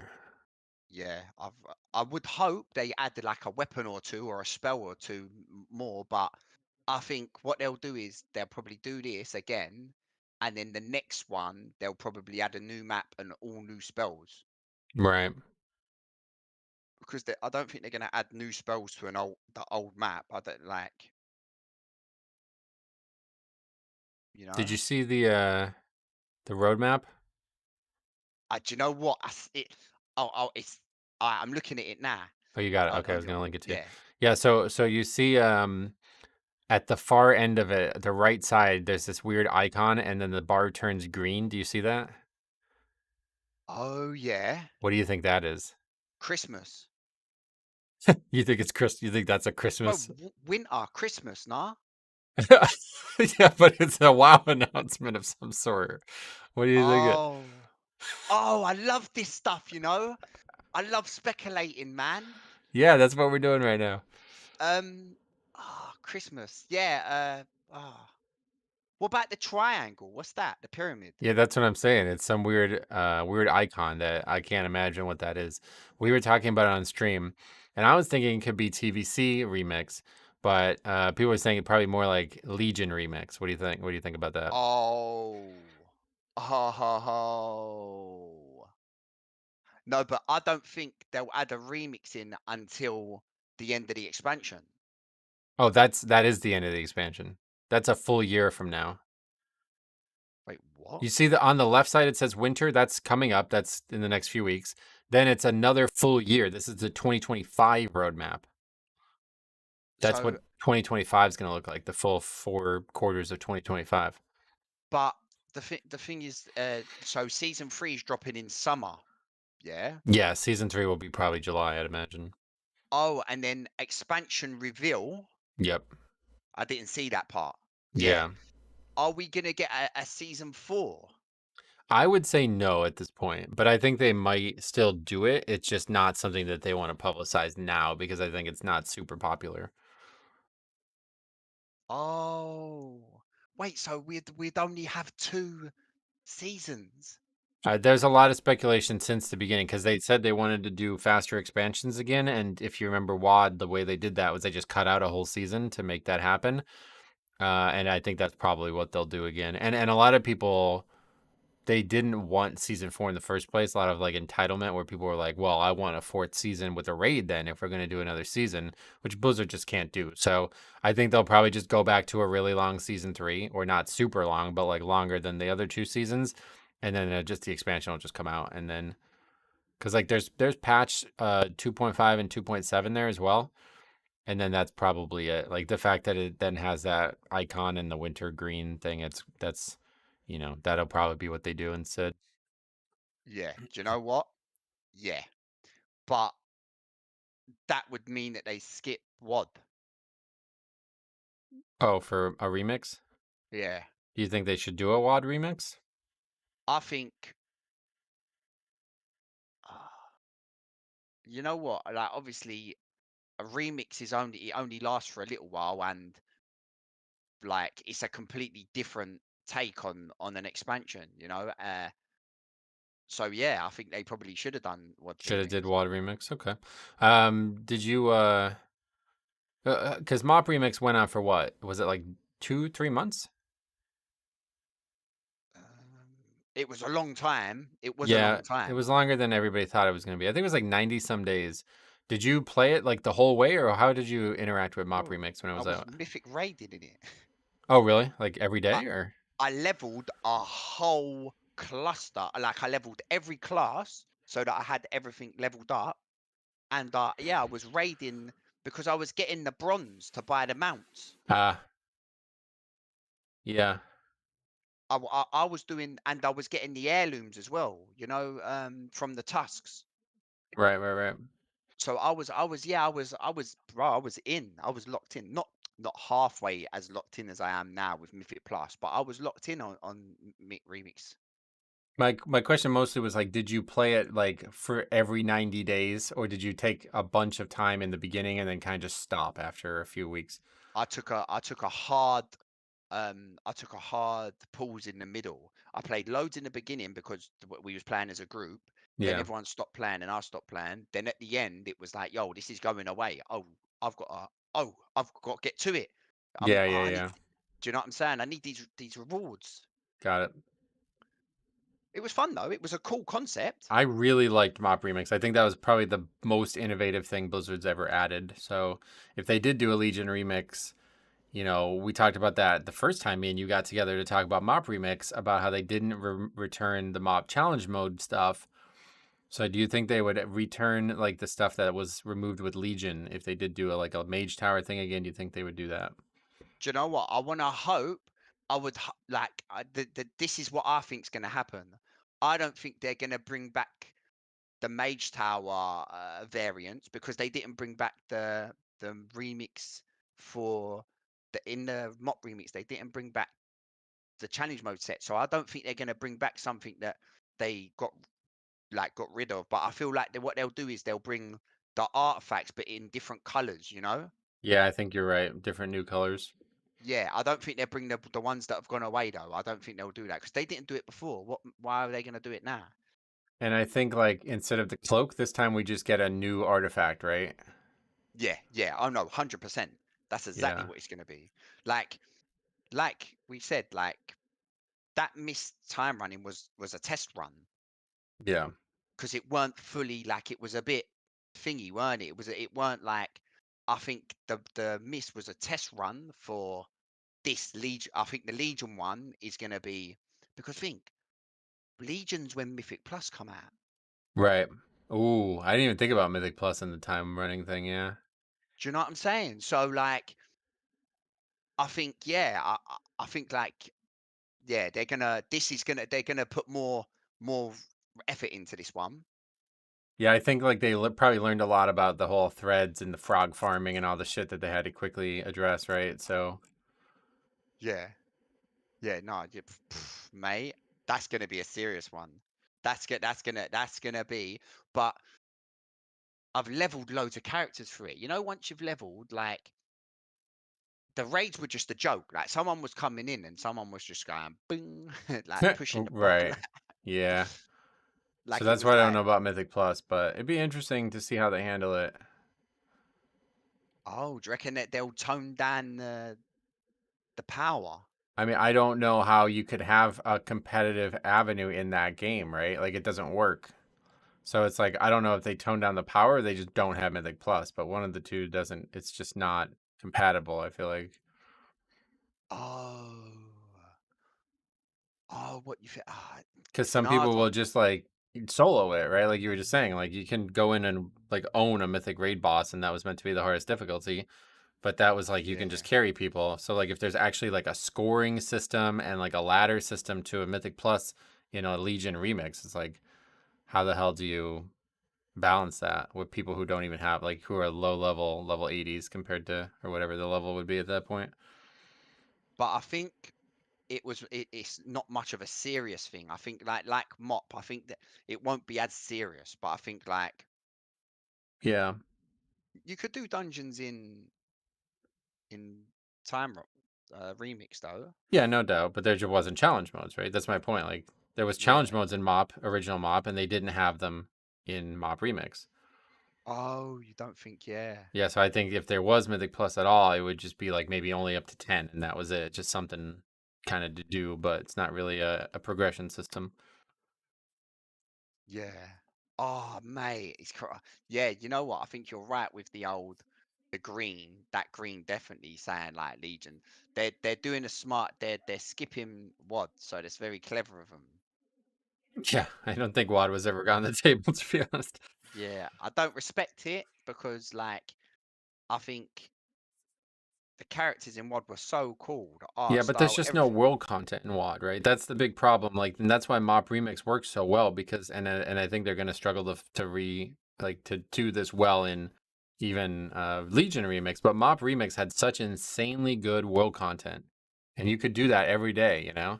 Whereas now, like Legion's world content is just World Quest, right? Like, what is that gonna look like? Like, I don't know how they're gonna handle that, but. And WoD just doesn't have world content. Like straight up, it like has almost no world content. The world content was just stuff that came out of the garrison, so there wouldn't be any replayability to it. So my question to you is, when they get finished with Mop Classic, do you Yeah. think they do the same where they skip to Legion, or do you think they will put out? Yeah, that's a great question. I think they really should have stopped at Wrath. So now all bets are off in my eyes. Like I think they're just gonna keep going. And I think we talked about this back in Mop Remix, the conversation you and I had then. But like basically their stance is like, all right, if we stop, then all the communities that got formed on this product are gonna disappear.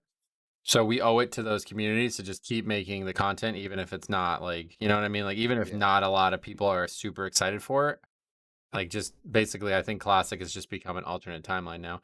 And the fact that they now have the Fresh Classic. Now, me and this other guy talked about this back in Legion when they first announced this, and we both agreed that they should restart the timeline every few years, and that there should be, Classic relaunch, and then the next year TBC, and then the next year Wrath, and then at that point a new Classic, and then a new TBC, and then a new Wrath. You know, and they just keep doing this over and over and over again. But I don't know that they're gonna do that. I don't know if it's gonna be like that, or if it just one of them is just gonna end like Season of Discovery, and then it's just all gonna. They'd be stretched too thin. Yeah, they got way too many versions of WoW. Yeah. Like there's fucking like 9 versions of WoW at the end of this, right? So They're I like don't know. Rome. That's what destroyed Rome. They stretched too thin. History lesson with Harry, great. No, honestly, like you can't stretch yourself too thin. And you know what? This is my take on it. That whole Pandaria classic, that Legion thing that we see. I feel like after Mists, I feel like they're gonna do WOD, but the refresh on the classic thing is like a sorry. If you don't want to play WOD, you can go and play TBC because they're gonna align. You know what I'm saying? Yeah. Like I feel like that's like, because how could they just stick you into Legion? Like it wouldn't be It physically wouldn't make sense. possible. No. Yeah, it wouldn't make sense. So they have to ride through WOD, but like I feel like that's why they did the refresh, because they like, look, you don't have to play WOD, you can go and play the refresh server, come Yeah. back for Legion. But that's crazy. That's another WoW running like alongside. Right. Basically, there's now 3 versions of progression WoW. Maybe you can still say Season of Discovery. I don't know. Did you play Season of Discovery much? I played in the beginning, we played a bit, but everyone stopped playing, and it's like playing on your own. Like you can pug Mythic Plus on your own. Like it's Yeah. half enjoyable. Season of Discovery is made for like playing with people. Right, I agree with that. But did you have any excitement when you saw that they were talking about like adding a Scarlet raid and what was it? I don't remember what they even said they were going to do, but My mouth touched the floor. oh yeah. Like that, they've already added all dungeons in that are new dungeons in Season of Discovery. Like I feel like Season of Discovery is going to go into TBC of Discovery. I think so too. I think they would be wise to do it. And then it starts getting interesting. You see that go into TBC Discovery, Wrath Discovery, then you're gonna see numbers go up. Yeah, I agree. I think they should do it. So I would like to get on Season of Discovery actually. But like I said, there's too many. I've got US now that I'm playing. I want to play classic. I want to play Season of Discovery. Like I want to play my original account on the EU. Like it's like they don't want me to do anything else. Well, that they literally don't. But yeah, no, I think this is good for everybody though, because it's like a lot of it's just kind of casual shit. Like I still look at retail as like, whatever current season is out in Dragon or in War Within is like that's the end game. And you do that and you take that serious. And then everything else is just like, oh yeah, just go have fun. Like I know that you try to raid and all that, but like I really look at that time as like you just kind of playing at raiding, you know what I mean? Like you're not really taking it as serious as it might be on live WoW. So I like that idea. Just like, oh, I'm just gonna go hang out in TBC for a couple hours. You know what I mean? Like you don't have to go on there and be like, all right, I need to get my dailies done. I need to get grind gold. Like, no, you just go play it casually. And I think that's cool. Like if they have all these different products where it's like, oh, maybe I'll check out Mob for a few hours today. Maybe I'll check out TBC. Like I kind of like that. I wish, I mean, basically at this point, Blizzard's almost like supporting private servers by doing this kind of thing. So yeah, I think this is a really interesting time for WoW. And then did you see the housing announcement at the end there? What are your thoughts on that? I see that. You know what? As much as I'm happy for new content and I'm like, yeah, like love that. I'm not, mate. Whenever I'm in a game and there's housing, I never customize my house. I'm not that guy, innit?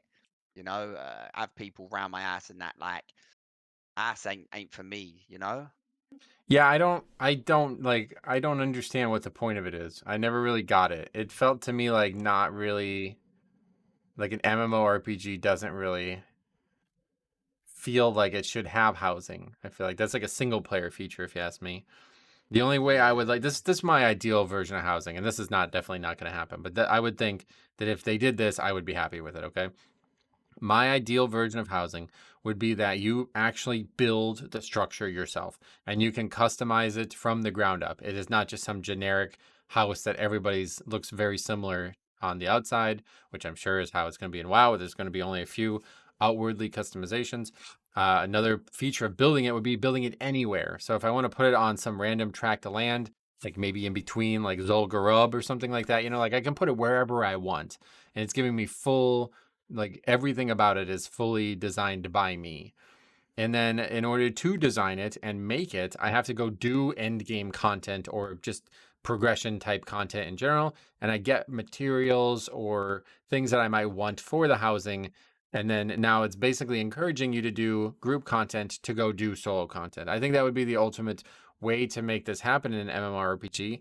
And I don't think that's what anybody wants but me. Like I'm the only person on the planet who actually wants that. So I don't know what it looks like in other games. I remember playing a little bit of Arcade with Sai and everybody way back in the day. And it was just like basically like a bunch of houses all in a row. And it was just like, oh, you could enter this if you want. And it was just like a dress up, like almost like Transmog, but with a house.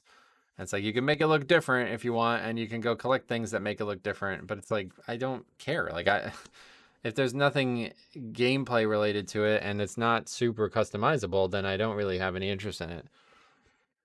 Yeah, do you know what it is? I like my ass RIL, yeah, but in game, I like being in the city. Like, right. I agree with that. Ruin the game by giving you your ass and you just sit in your ass with everything there, auction, ass, this, that in your house, and then like it don't become what the game, Yeah, I totally agree.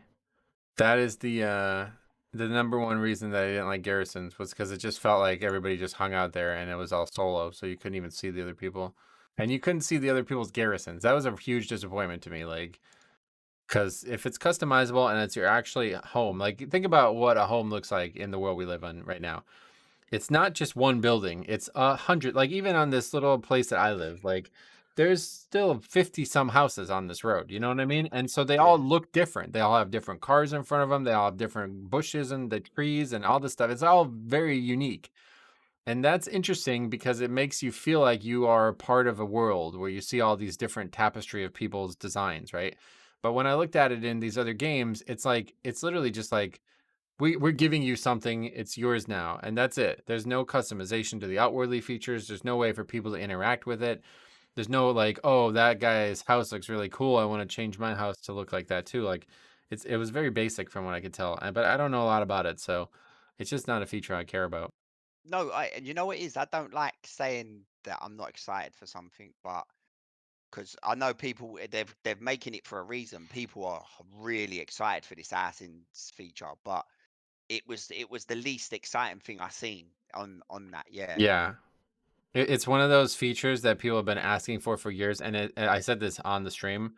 I was like, they're just really just letting the community make the game nowadays, because it's really, I mean, unless they have some crazy new innovative design, this is a very outdated idea, I think. Like, for this game to spend resources on this, it's a step backwards. Like, the game doesn't have time for this right now. But people keep asking for it just because they look at it as some staple of their time in an MMORPG. And so Blizzard's like, all right, we'll do it. You know what I mean? Like, they don't have a real reason to do it. If people didn't ask for it, they wouldn't do it. Obviously, we're 20 years into the game and they never did it. So there's a reason they never did it. So I don't know what their goals are with it. But one big positive thing I will take away from it is that it is coming with Midnight. And we already know Midnight is featuring a redesign and a lot of time spent in Quell the Loss, right?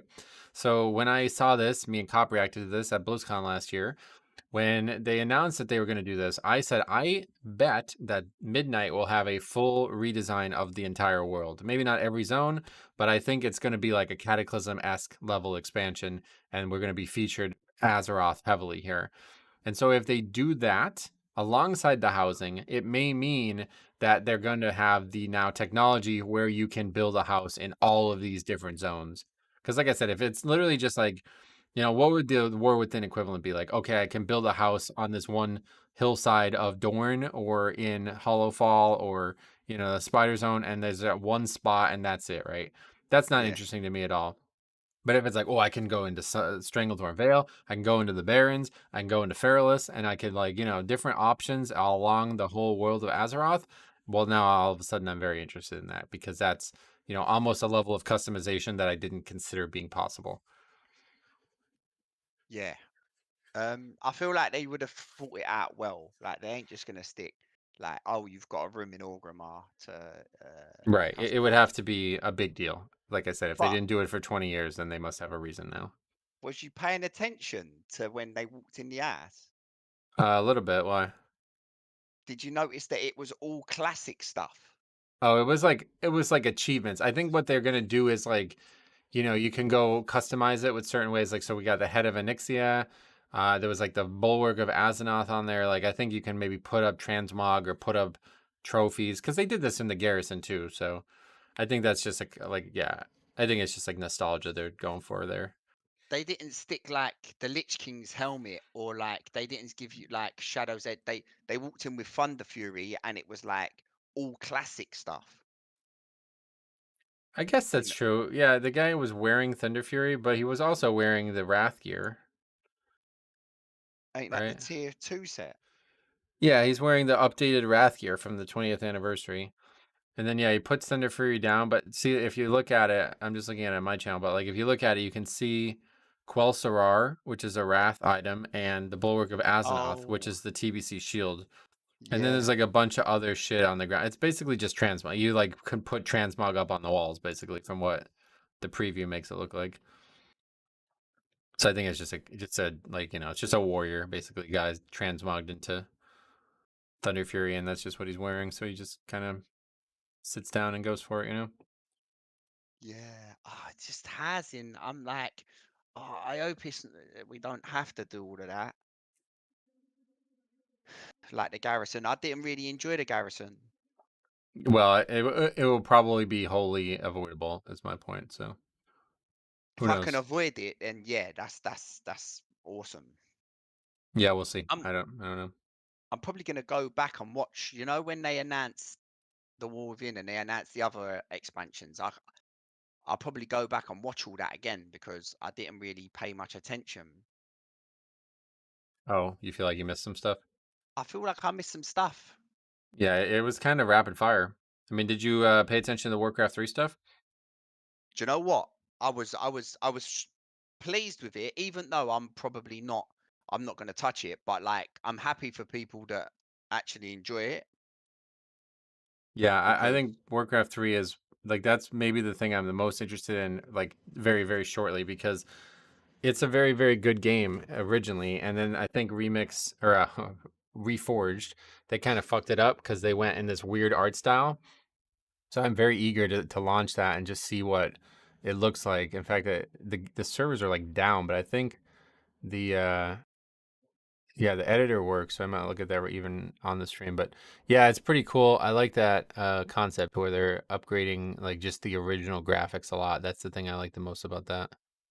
I think, do you know what? I think that was really cool. You know, the art style they had, it's like cartoon, but like, yeah, I thought that was really nice. Yeah, it looks good too. I agree. Yeah, but RTS just ain't for me. That's the only thing. Yeah, I don't blame you.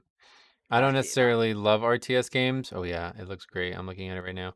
I don't necessarily love RTS games, but I do love Warcraft 3. Like, and I love the concept of like being able to I don't even know how to describe it, but like being able to like create a world that like feels like it matters, you know, like you're kind of progressing through a map. I don't know. I just always like that, but yeah, interesting stuff.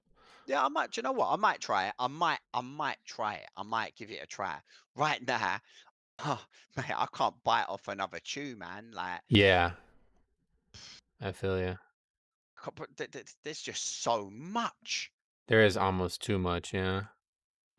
Like, like I can't even fathom how much they're just like throwing it at us.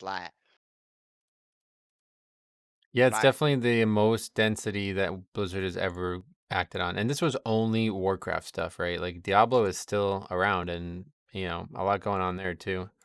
Overwatch. Yeah. Apparently big Overwatch stuff, Overwatch Classic or something like that. Did you get into that at all? Do you know what? I'm not about to play Overwatch Classic. Too much Classic, bro. Yeah. I play Overwatch. Yeah, I like to complete the battle pass. I just have fun on it. You know, it's like a shooter that like you can just. It's not like Call of Duty or it's not like Fortnite or Apex. It's like it's a lot easier. Right. It's easier to get into, is that what you mean?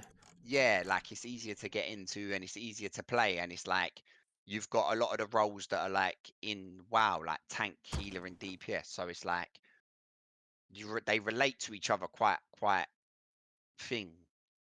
Yeah. What did you think of the raid? What'd you thought of Zone? Zone looks insanely good, dude. I really like I'm not a raider anymore, but man, that raid is looking good. It's so colorful too, and I didn't think like the Undermine would look like that. I didn't think it would look like that at all, to be honest. I never knew about the Undermine. Oh, it's been like teased since like the early days, so I think like everybody assumed it was eventually going to be a feature. And I think it's like featured in Cataclysm when you make a goblin, they talk about it and stuff. Oh. Yeah, I don't that know. I'm looks not really a big goblin insane. guy. Like it looks insane. Yeah. What are your thoughts on everything? Mental. Like, yeah, mental. Like the last boss is the goblin guy. He's been a bit dodgy, like the Goblin King. He's been a bit dodgy for a while now, isn't he? Yeah, he's dodgy. That's one way to put it. He's a dodgy geezer, like. So, and I think some of the bosses look really good. What, did they show bosses? Yeah. Oh, okay. I guess I didn't recognize that. They showed the last boss. They showed them the big dinosaur with the gorilla as well. Oh, okay. Yeah, you're right. I remember that now. A big tank they showed. Well, Galligus is going to be like the end boss too, yeah? Yeah, he's going to be the end boss. And then they said that. And then did you see they said that that's going to lead you into the next one? And then it showed you the light people. The light people? You know do you know the dungeon where they're like the one that ain't in rotation. It's like the chapel or something. Oh, you're talking about the Arathi. Yeah, they did show those. I remember that. I'm not really sure why they did that. No, they said like, oh, and that's gonna show you into the next, and then it showed you them Arathi and Yeah, loads of them Ian was light like, warriors. rest assured, you know, this still matters for the story and all that. I don't think these are new graphics. But yeah, anyway, that's cool. I'm really excited for that patch. That patch has got to be the coolest thing. And the driving, like dragon riding driving, what are your thoughts on that? That's crazy, right? Do you know what? I'm wondering if they're gonna let you race. I think they will. If there's going to be racetracks. I think that just like in the dragon races, right? Like the flying ones. I think there's definitely going to be some race specific stuff. I think so. I think. What about Motherlode? What did you think of Motherlode? Yeah, I love Motherlode. I think that one would be one of the ones I would be the most excited to see come into the Mythic Plus rotation. We'll see if they make any changes to it, you know? I mean, that's going to be a big part of it, obviously, but who knows? I mean, I think the Motherlode's one of the best Mythic Plus they've ever made, so it's definitely my favorite from BFA. I do like Motherlode. It was I was comfortable doing it, you know? Oh yeah, like it felt like there's a lot of options in there too, I feel like, so you can make different choices, different dungeons. That's ultimately why I didn't end up liking it, and that's why I said I hope that they'll make some changes to it, but yeah, I mean, it's going to depend a lot on what they do with count and everything in there. Bro, Hearthstone is looking insane. Oh yeah, not a big fan of Hearthstone nowadays, but I know you still like it. What are your thoughts on all that? Blew me out of the water. Oh yeah? I'm so surprised that they didn't add the monk in, you know? Oh, okay. Yeah, what the hell? I couldn't believe like a crossover between different expansions or different games. That's pretty nuts, right? A crossover we've started. That is mental. Like, mental. Like, sick. I can't wait for that. But I'm gutted. They're bringing Mist, but they're not giving us pandas. Oh. Like, it don't, like, are they going to add pandas? Because Mist would have been the best time to do it. That's true. Yeah, like it would have fit really well, right? Unless they're just struggling to like balance that many heroes. Yeah, I think the extra heroes really complicate Hearthstone, don't they? Yeah. I've not played it recently, but Demon Hunter broke the game. Oh, really? Yeah, when Demon Hunter got added, it broke the game. But is it good now or is it still bad? No, like, you know, that it fluctuates, innit? People Yeah. get nerfed and buffed, but then Death Knight come out, and Death Knight was so fun. I had so much fun on Death Knight. It is crazy. But that come out with Wrath. Wrath's done. Cat is done. We're going into Mist now, and they're not even adding the panda, which makes me think they might not even add the panda. Yeah, they may not, to be honest. Or do you reckon you they're mean like a holding monk? it for a monk? Yeah. Yeah. Do you reckon they're holding it for a more quieter year though? Because next year is sounding crazy for them. It could be actually, to be honest. It would make sense. There's just too much going on, right? They can't keep adding all these crazy things. Like, surely there's a business module out there saying like, yo, they don't even need that. Let's hold that till next year. Right, yeah, honestly. You know what I'm saying? We're adding StarCraft in there, mate. Don't let them have Yeah, that would. I just couldn't believe that. Do you think they'll do like a Diablo maybe at some point? So they added in the battlegrounds. They did add Lilith, not Lilith. Who's the demon? Diablo. Oh, Diablo. Yeah, they added Yeah, Diablo. the name of the game. Yeah. They added him in there, and from that day I was like, oh my god, they're probably gonna do crossover. What are they gonna do? Like a mini set crossover makes the most sense because it don't impact the game as much as them adding a hero. Adding a hero will be like seriously impacting the game, you know? Yeah, okay. Yeah, that's true. The balance is huge, right? Yeah, so with a mini set leaves after 2 years. So if it flops on its face, it goes in 2 years. If it does well, yeah, I reckon they will. They'll probably bring a Diablo mini set in. Yeah. I just love Hearthstone. I love it. I love it. So not as much as I love WoW, but I'm excited for everything. I'm excited for it all. It's a good time for everything in the game, I'd say, honestly. Blizzard is doing some crazy things now.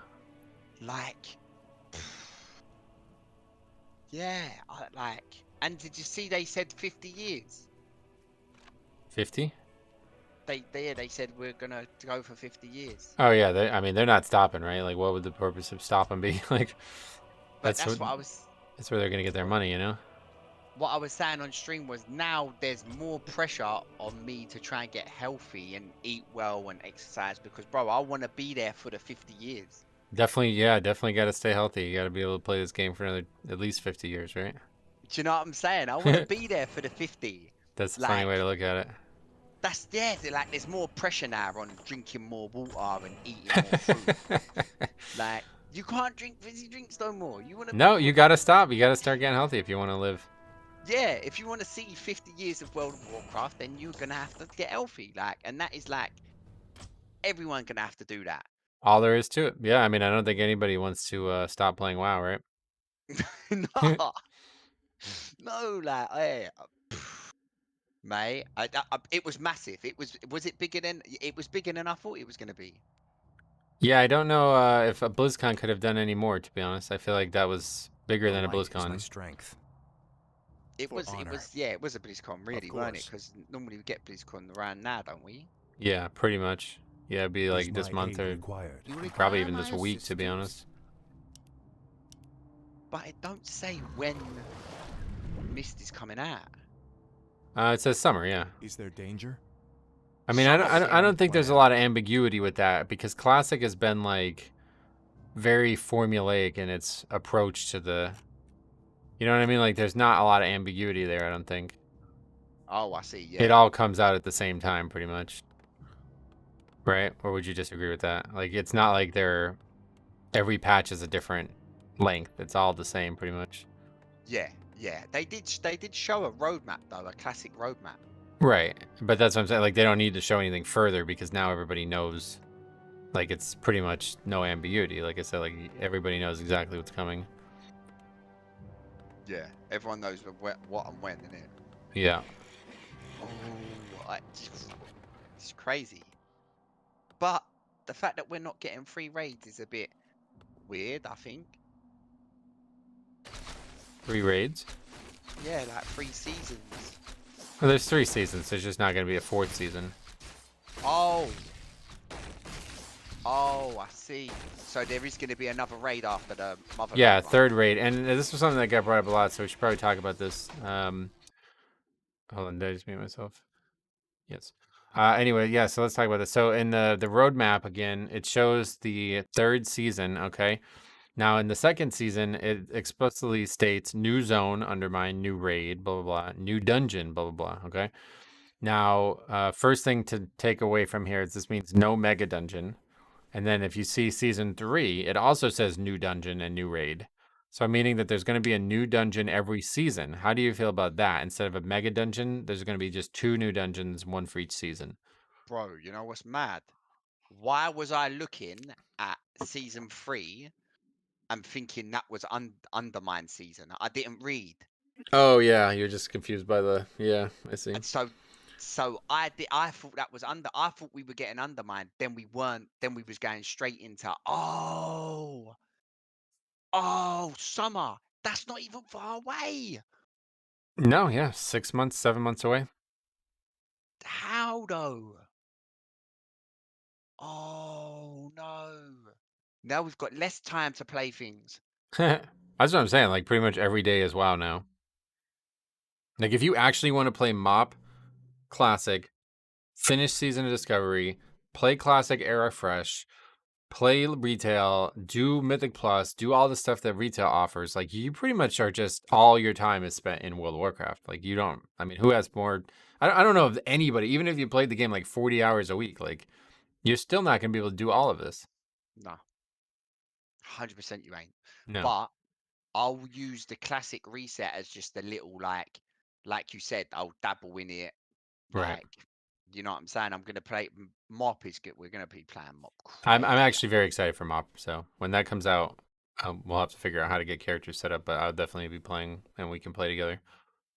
Yeah, do you know it is? I've been, the thing is, my characters, I've been leveling since Classic. Yeah. Do you know what I'm saying? I've been putting a little bit of time in here and there. I've nearly got them all. I think I'm missing like 3 of the classes just in preparation, because I knew, oh well, I'm gonna need everything leveled. Yeah, but that's on EU, right? Yeah. And how does it work? You don't need to buy anything. You just need to have a sub. All you need is the sub. Yeah, all you need is Okay. sub. But if you wanted a boost, a character, then like I bought a boost. It was in the sale. The Cata boost was in the sale for like £30, and you got like a month game time. Gotcha. Oh, we'll Do you know what cross I'm that bridge saying? when we come to it. But yeah, that's Yeah. interesting. I'm excited. I'm excited for that. Either way. Yeah, Mop is I'm definitely my like, favorite expansion that's not recent. So, and obviously we just did it with Mop Remix. I was saying this on the stream, but like I felt like I left something on the bone with Mop Remix. Like I feel like I didn't get every part of it that I wanted to get out of it done. So I'm actually kind of excited for Mop Classic for that reason. oh, what, for real? Yeah, like I kind of I don't know. I don't know why I did it, but I just kind of stopped playing it after like a month and a half, and then I just never went back to it. Like literally, it just ended, and I was like, "Oh, it ended? What?" Like I didn't even like know it ended. I felt like I kind of just forgot about it, and I think it was this summer was really, oh yeah, because my uncle passed away. That's why. So yeah, it was just a really messy ending in my real life to that time, and I think that's why I missed it. So yeah. Yeah. Yeah. Do you know what? So with me, with RAF, because I raided every week in RAF twice. Every 2 days I was raiding RAF. I am done with RAF. Like, I don't want to see RAF again. Yeah, that's what I'm saying. That like not playing it that way will help preserve your interest in it. I think so. Yeah. So if I did do the classic reboot, I would very much like to play TBC because why not? You know, like I didn't. I played a bit of TBC, but like it's all about people to play with. Like you can't go into these things, RAF Classic, TBC Classic. You can't go into these things on your own because you're just not like. Do you know what I'm saying? Yeah. I mean, like I said, it depends on what you want to get out of it. Like for me, it would just be just to kind of level and just have fun and see what the game looks like. But Oh, you wanna just? Oh yeah, because no, but you do the solo leveling stuff, don't you? well, in classic, yeah, and TBC, I wouldn't mind doing. That's why I said like I feel like I missed TBC. So, Prop Paladin TBC is really really unique. The world content in TBC is really really unique. So I kind of feel like I missed it. Like I never really played a TBC private server. I did a couple of them with people like Diabolical and stuff in the guild, and we had some funny memories on it.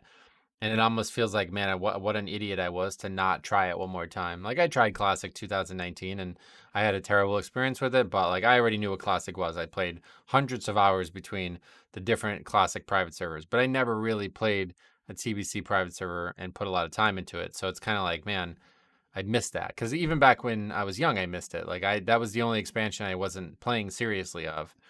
I played Classic and then I went to college and during TBC and I focused on college and then Wrath came out and then I started the guild. So it was like the one expansion that I put the least amount of hours into. And then when it came out again in the classic version, I was just like, I don't even remember why I didn't play it, but I remember I think it came out like at a really bad time for retail. And I was just mad that it came out at that time. And I was like, no, I'm not touching this now.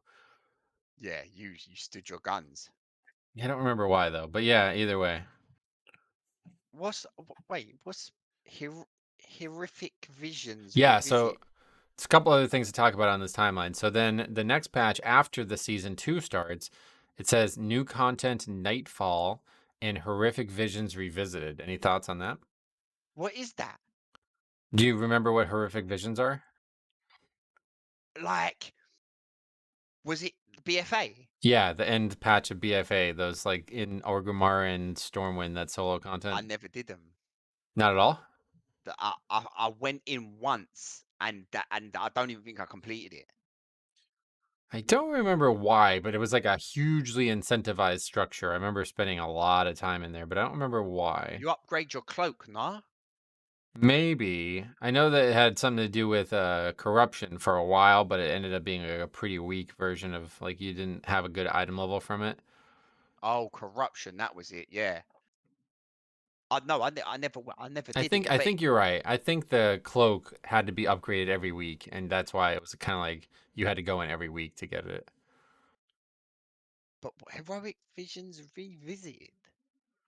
Right, and so I think that's inextricably connected to the first thing that says new content Nightfall. So basically, like, I think this was Ian teasing this, like, what does season 2 have to do with the War Within, or really to the World Soul Saga? And then so it's like shortly after season 2 has played out story-wise, then like some crazy old god situation, like Nightfall clearly like it references the old god stuff. Like that was a phrase that gets used a lot in the Warcraft lore. Nightfall is like when the old gods like take over, I think, right? So this is meant to be like the shift into the season 3 storyline. And I imagine that's why Horrific Visions are coming back, because it's like, you know, similar to how BFA ended, it's going to be very old god driven. Yeah. Oh, I like old gods. You do? Is Midnight going to be old gods? Yeah. Well, I mean, who knows for sure, but like Xalatath, you know, first of all, again, like Midnight and Nightfall, like these things represent the old god and the void in general. So like the War Within was more of like a neutral kind of setting and location. And then at like Midnight, it's like, okay, now you expect that to be like every single patch has something to do with the void. You know what I mean? Nighttime, yeah. Yeah. Dark or something, yeah. Oh, yeah. Do you know what? Yeah. I didn't even see that Horrific Visions. Yeah. There's probably a few things on here that you missed, but and then so then the next one that people are talking about is the 11.2. Children's Week. No, not Children's Week. that one I'm not very excited for. No, the 11.2 one though, if you look at it, it says a couple things on there that are interesting. First one is no new zone is listed there. Do you think that's intentional, or do you think they just don't have anything to announce and that's why they didn't put it yet? Look, I'll be honest with you. If they had a new zone, it would be on there. Yeah, okay. So you think, so what are your thoughts then on what season 3 would look like with no new zone? Where would we do the content that we get? Where would the raid be, first of all?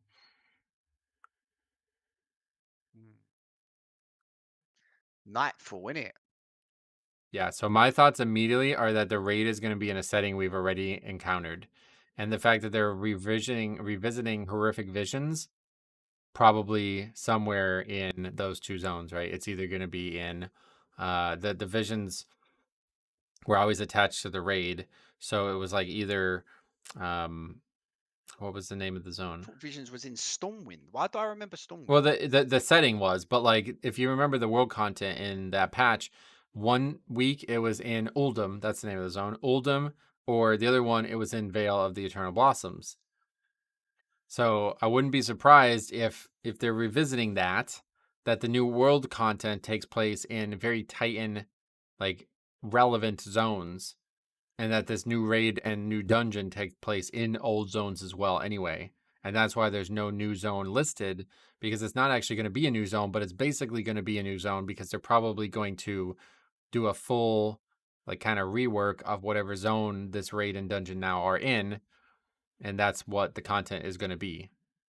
Oh, so what you think is, this is what's just come to my mind, is Hallowfall gets literally like assaulted by the void, and they revamp the whole of Hallowfall to be like, do you know what I'm saying? All Could be, voidy. yeah. That's why they showed all them light warriors. Very possible, actually. That probably makes a lot more sense than where I was going with it. Yeah, like Hollowfall and the Arathi become hugely important. You know, they like we're done with them zones, like, and we just boom. All of a sudden, they become attacked by the void everywhere. Like when the stone turns it purple, it'll be Right. purple zone. Oh yeah, that could be it. You could like go inside the crystal, and that could be, yeah. You never know. Could be something like that. Because I reckon if they had, why would they say new raid, new dungeon? Why would they say all that? They would say like new zone. They would write that. I think you're probably right. Yeah. They don't have a new zone for that expansion, that patch. They're just gonna probably just revamp Hallowfall. Yeah, and the question is why don't they have one? And to me, that means that they are going to use a zone that already exists. Yeah. Yeah, 100%. Nightfall might be that, like that new content. Nightfall, that could be like Hallowfall. That could be Hallowfall turning, because they're gonna go for the light people first, didn't they? Really? Yeah. Because we've seen it time and time and again in Dawnbreaker. Like they're at each other's necks, the light and the dark. So I don't think they'll attack Dawn or Gal. They'll attack like where all the light people are. Yeah, yeah, definitely. It could definitely be the case. And New then open world challenges. right, like yeah, yeah, I see that too. New open world challenges. What are your thoughts on that? Yeah, that's probably gonna be like all open world. Like I don't know, bruv. New open world challenger. I don't even know where we're going. Yeah, I think it would be very similar to Horrific Visions and that content. Like, I think it's just going to be like, because if you remember Oldham or whatever that zone was called, it would basically just change. Like, whenever the zone would be corrupted or whatever, it was like a different zone, and the entire zone was different. Everything in it was different. So I would expect the same thing. Like, considering they're literally mentioning Horrific Visions, it's probably what they're gonna do. Like, it's gonna be like some corrupting of a zone where the zone's content entirely changes, and all of that is going to be the future instead of a new zone with new, story and stuff. Is just going to take place and all that. And yeah, I don't know. That's a long time from now, but it's still interesting to speculate on. And then there's another. What's that? It's a long time from now, but it's 6 months. Well, yeah, I just mean like in terms of WoW development. Like, we still don't even know what's going on with season 2, really. You know what I mean? So to be talking about season 3, kind of getting ahead of ourselves here. But one other thing I do want to get ahead of ourselves on is season rewards refresh. What does that mean? Yeah, what do you think? What do you think? Season rewards refresh. Season rewards refresh. Mate, like it ain't gonna ain't that just mean like what you get from the Mythic Pluses and stuff? So it could mean a few things in my eyes. I've been thinking about this now. I think they could be talking about just, how you get like the Keystone Master mount. Like, that could be the season reward. Could be like the mount from the raid or whatever other seasonal rewards that go away after the season ends. Oh, I see. Or it could be how the rewards work. So, like, if you get gear that's very different in season 3 compared to season 2, like, you could even be talking about corruption again. We could even be talking about something like Titan forging, some system that could change reward structures, not just cosmetic rewards. You know what I mean? And then they could make a whole new gearing schema, which is something I've been advocating for a long time, because I do think Mythic Plus gearing is absolutely horrible right now. And so you never know. You never know. I think it could definitely be gear related. So You know what? That's fair. Yeah, because yeah, Brewfest updates.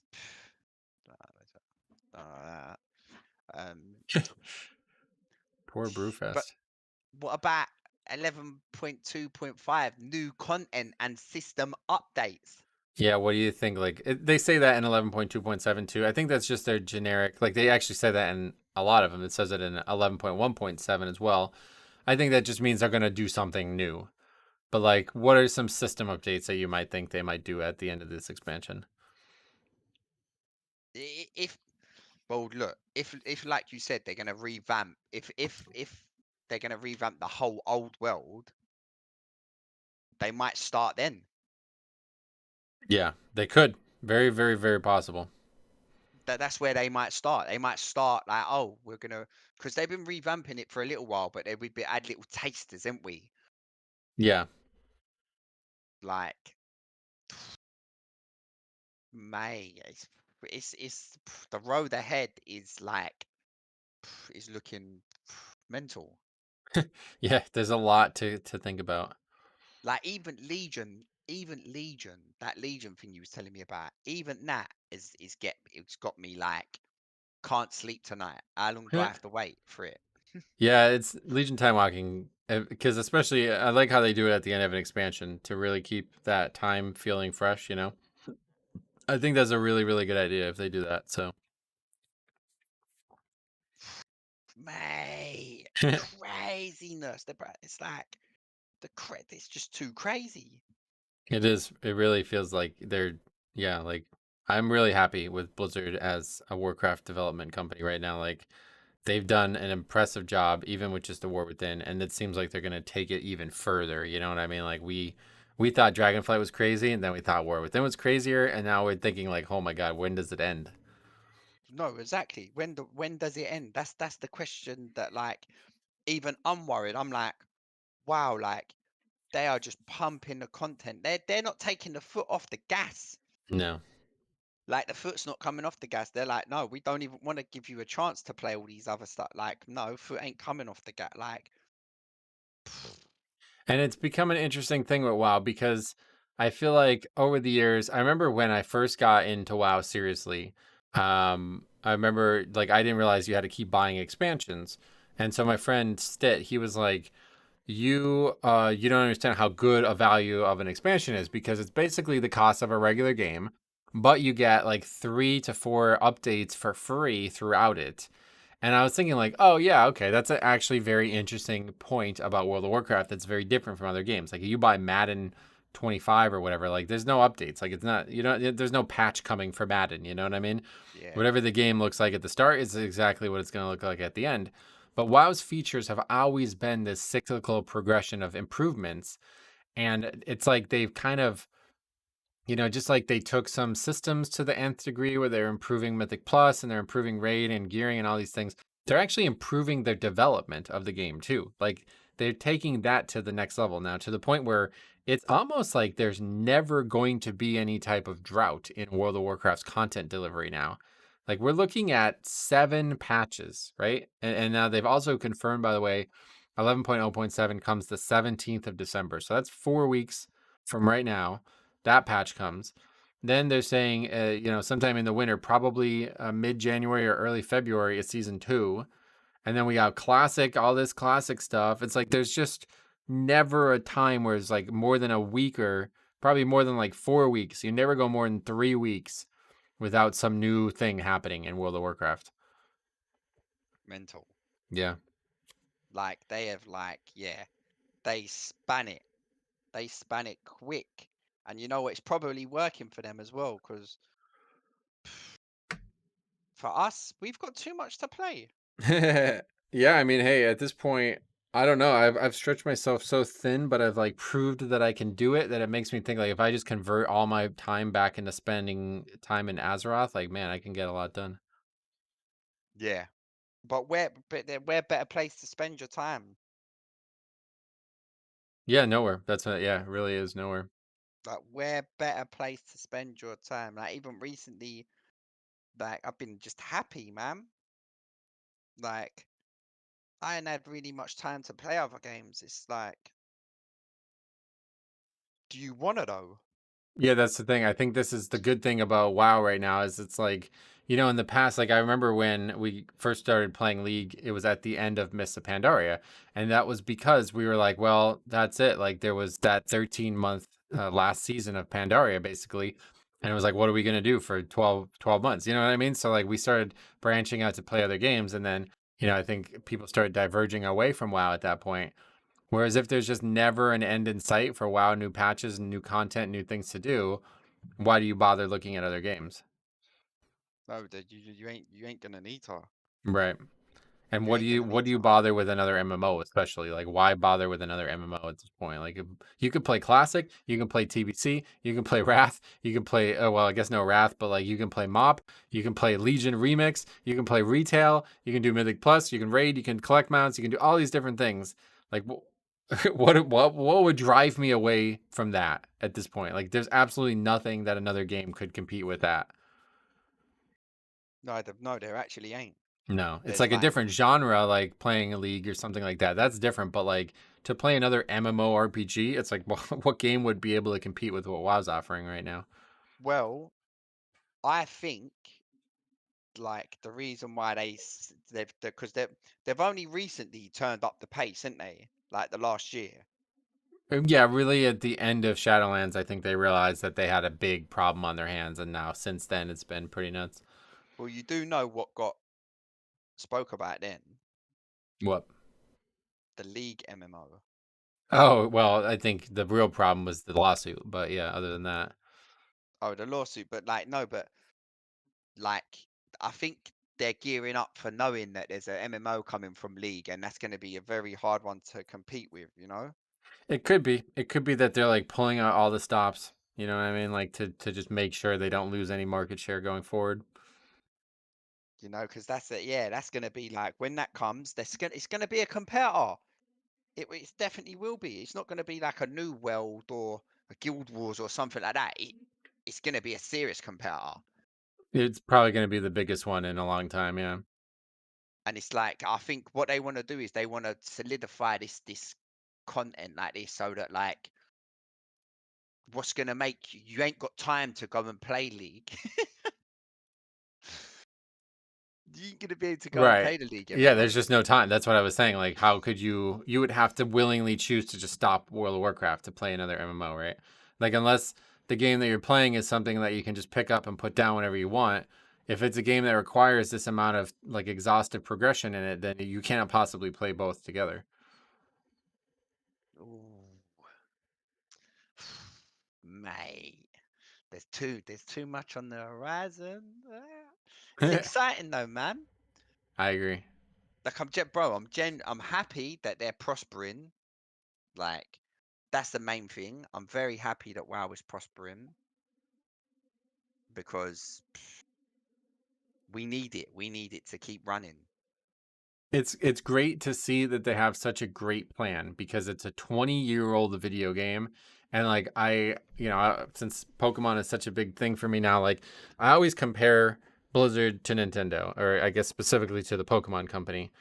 And it's like embarrassing. Like the Pokemon company, fucking embarrassing. Like they're spending so much time on these stupid products like this Pokemon Sleep and Pokemon Go and all these things that are not related to their main series franchise games, that it's like, do they even really care about those games anymore? Like it would be like if instead of a WoW expansion, you got like a new WoW phone game every year. You know what I mean? Like some Rumble every other couple months.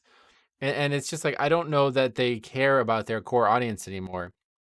And meanwhile, Blizzard and World of Warcraft team is like the complete opposite of that.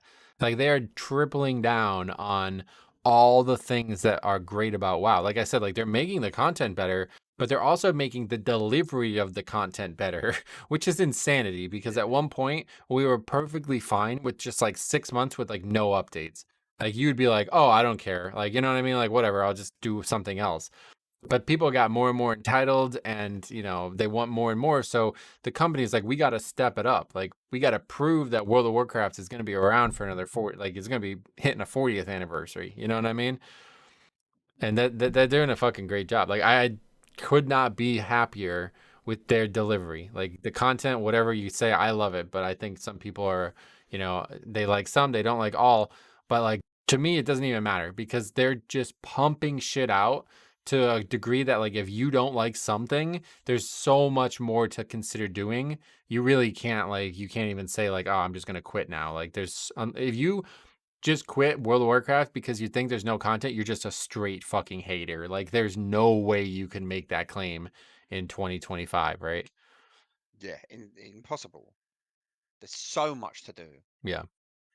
There's so much to do, and like for even the people that like classic, they're even getting like it's not just re-owl focused, Yeah, that's what it's literally every era of World of Warcraft is prioritized at this point to the point where and people for years were asking for this kind of like almost like a drop down menu of I just want to play a different expansion. And this is like insane, right? Because when they launched Classic, I don't think anybody thought that you'd simultaneously be able to play Classic era, TBC, MOP, and retail. Like 4 different eras of WoW are going to be going on simultaneously. That's fucking insanity. Like, I don't know how many people have thought about that. Like, Blizzard is really doing something here that I don't think anybody ever expected them to do. Yeah, and it's good. It's good because, oh,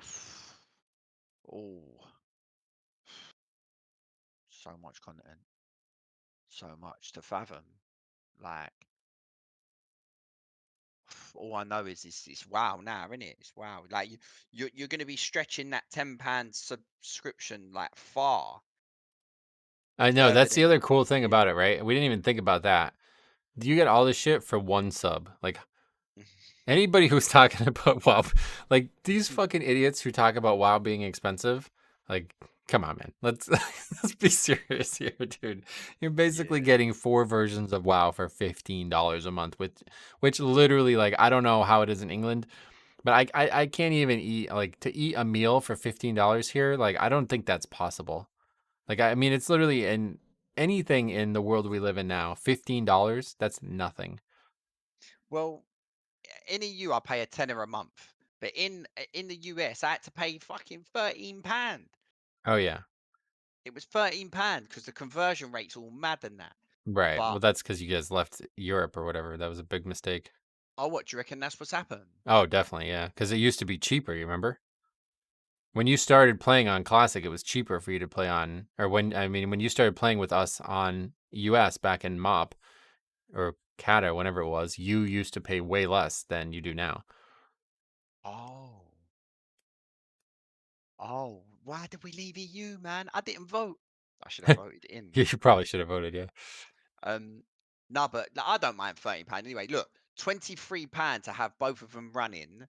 You know, like it's not like you said. That's how much a munch would cost me. Right.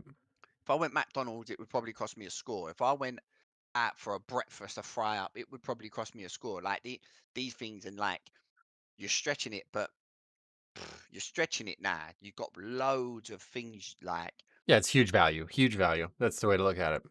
huge value. What?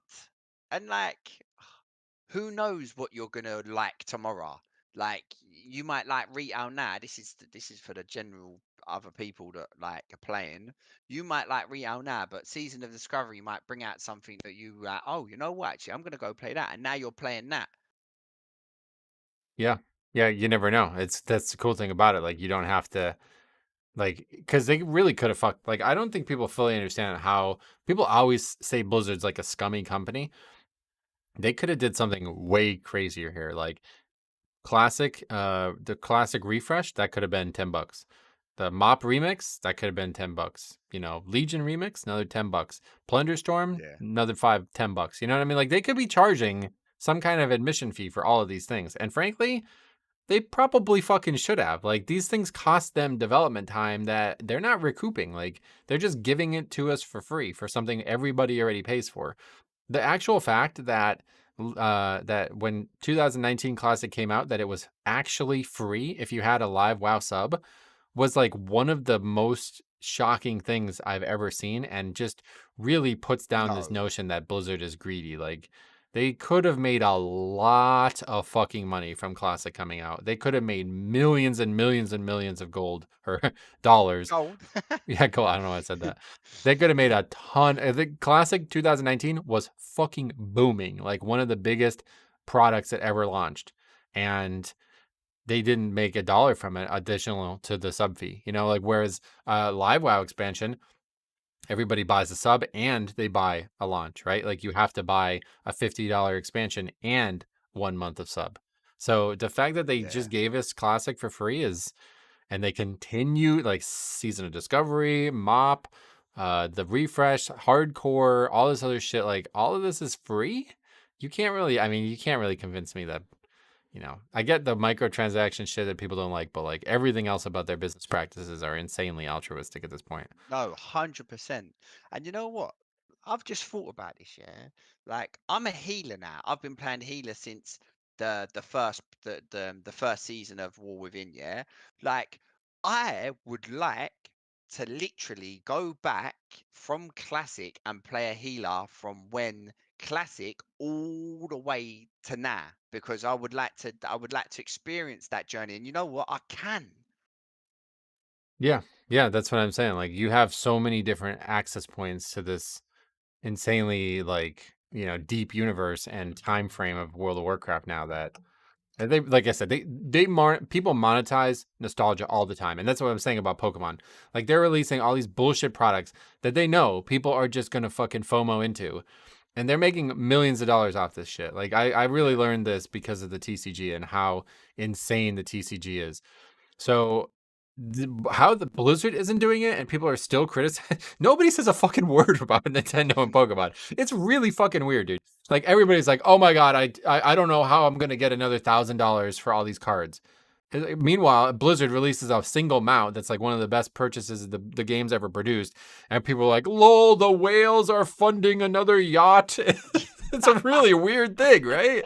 Like one game is literally like predatory towards children, trying to like hook them into a game that they know has an incredibly addictive atmosphere to it. And the other game is just like producing good content for its 20-year-old video game that's not changed. Like they've not relaunched it 10 times like they do with Pokemon eras. It's actually like a very straightforward process to buy and play World of Warcraft for 20 years. And somehow Blizzard and World of Warcraft is discovering it's really strange after comparing the two companies. It's weird. Like, Yeah. It is so weird. Like you can't call them a scummy company.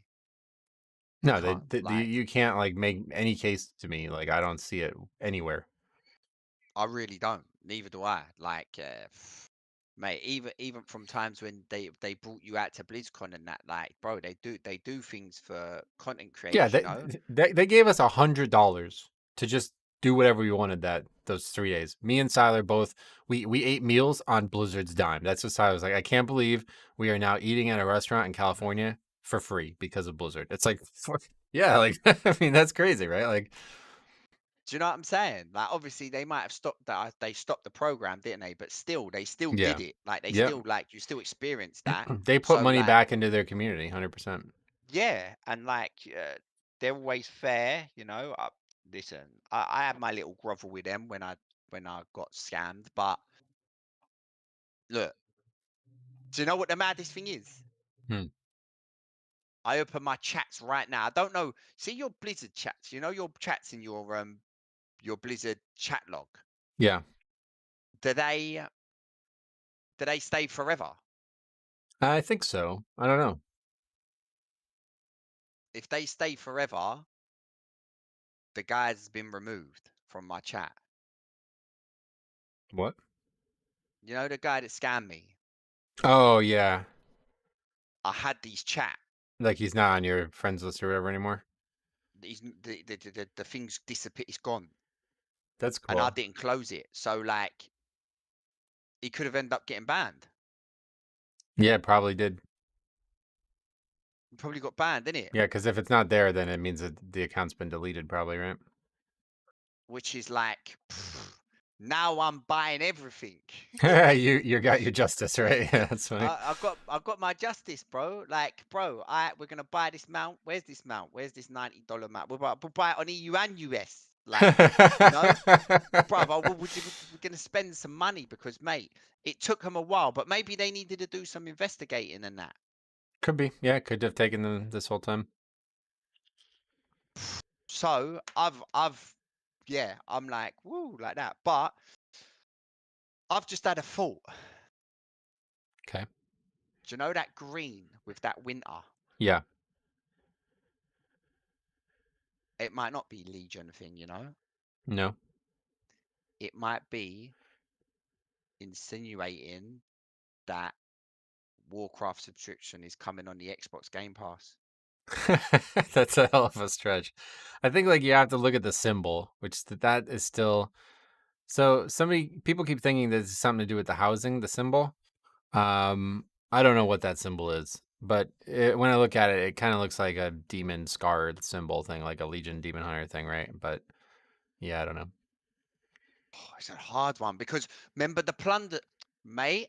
When if you look back at the Plunderstorm one, everyone was looking at the pirate symbol. No one on Earth would have guessed that. Yeah. No one would have. Everyone looking at that pirate thing would never have said, "Oh, they're gonna add a battle royale in." You're right. You're definitely right. Nobody would have ever guessed that. You're right. Like you couldn't, bro. It would have been impossible. Nobody would have ever guessed that. Oh, that's gonna be pirates and yeah, Caribbean.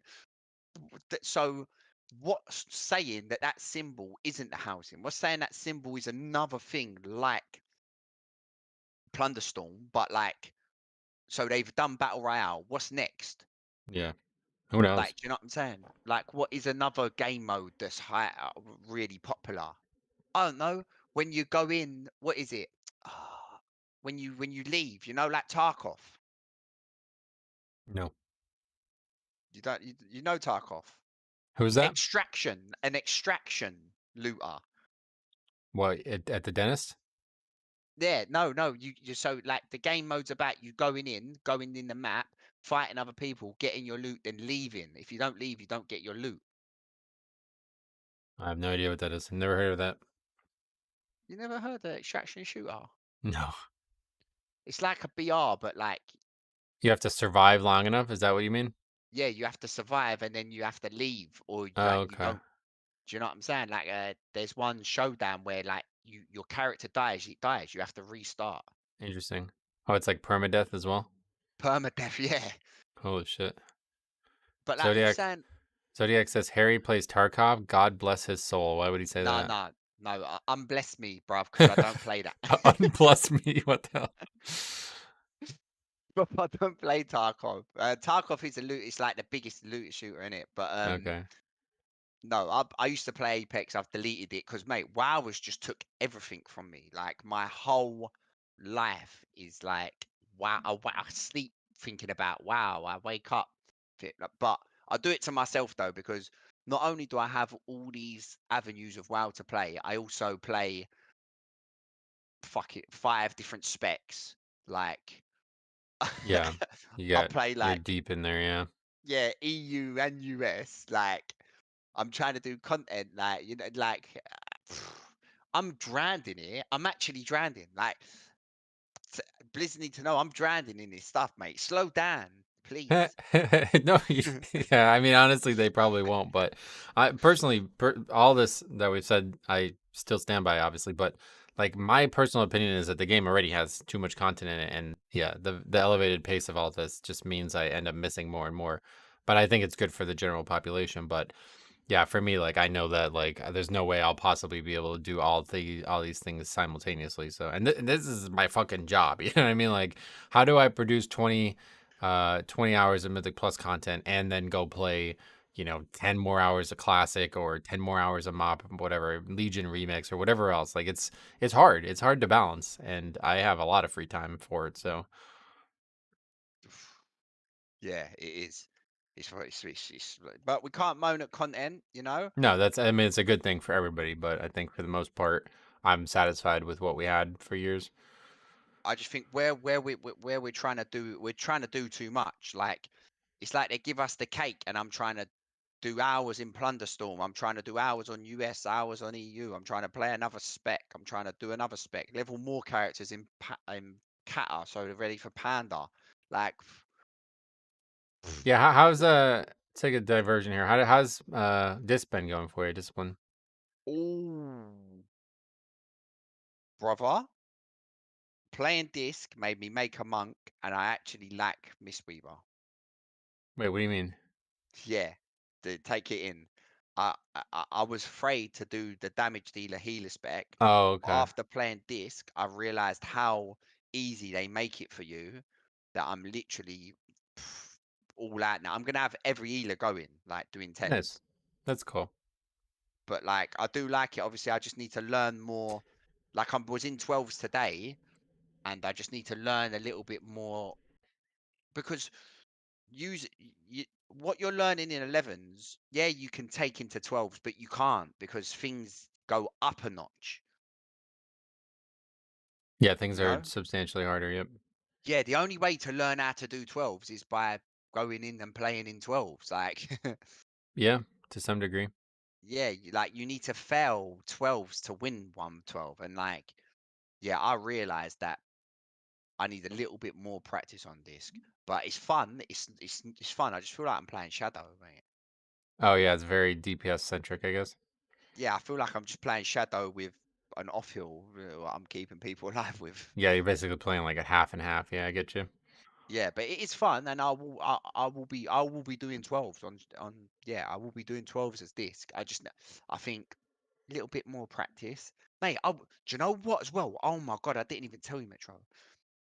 I forgot how fun it was to have literally no gear and going into like 8s with like 580 item level, and people saying like, oh, I don't know if we're gonna do this, and you're like, don't worry, chill out.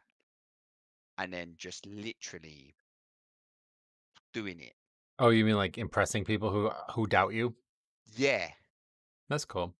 Like I've bro, I was 600 item level. I was going into 10s. I 2 chests the Siege of Polaris. 10. Nice. It's bro, it's 590 item level. Wow, that's cool. Like, and then I realized, oh my god, this I enjoy the gearing up process more than I enjoy the push. Yeah, I can see that. I think a lot of people probably agree with that. Do you know what I'm saying? I think, well, if you can get that character into a point where you think you can do 12s, we can just do them together on my main. That's literally that's round the corner, mate. Great. Well, let me know. We'll do it. That's literally round the corner. That's like, I'm gonna probably need a couple weeks from the vault. Yeah. But like, I've already got like 2 or 3 best in slots that I'm not replacing. It should be pretty straightforward with all the crafting, right? You should have like 5 sparks that you can use, or maybe more. Yeah, literally crafting. That's it. You can craft yourself some bits, and you're looking, mate. Like I'm in. I've never played this much, and I've never like appreciated WoW as much as I do now. Yeah, I agree. I'm totally with you on that. You know, like, wow. This game, what a game, man. It's impressive. I'm very impressed with everything they've done.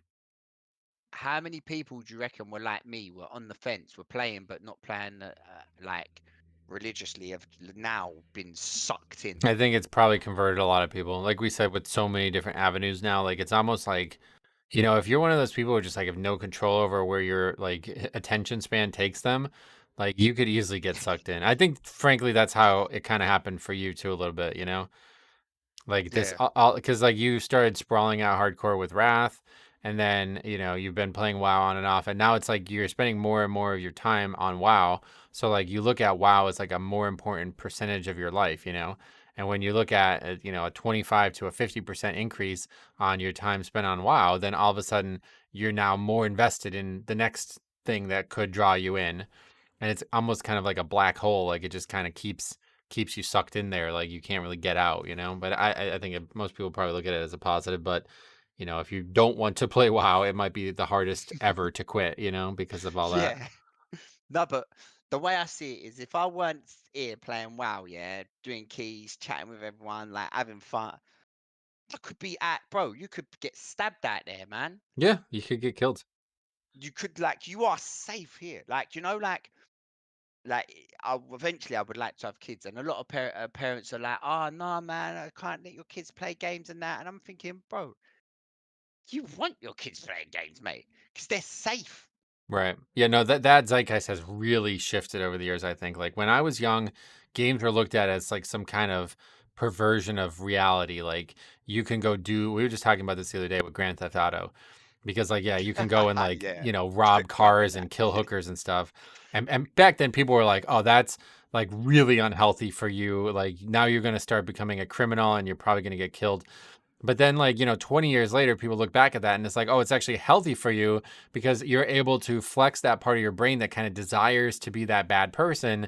And you can get that out in a video game.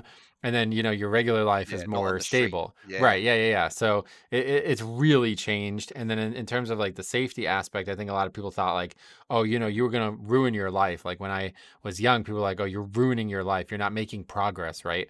But now it's like one of the easiest jobs to, like, you literally just create your own YouTube channel and start earning money. Like what other job out there is that true of? Like no job on the planet is that easy to create a job out of. So it's like, how could you ever say that you're ruining your life playing games? Because if you get good enough at video games, there's so many more people playing video games than any individual thing. Like, and I think the biggest change here that has changed over the years is people used to think like sports were the pinnacle of competitive environments. But sports have a very limited amount of time that you can be at that competitive peak.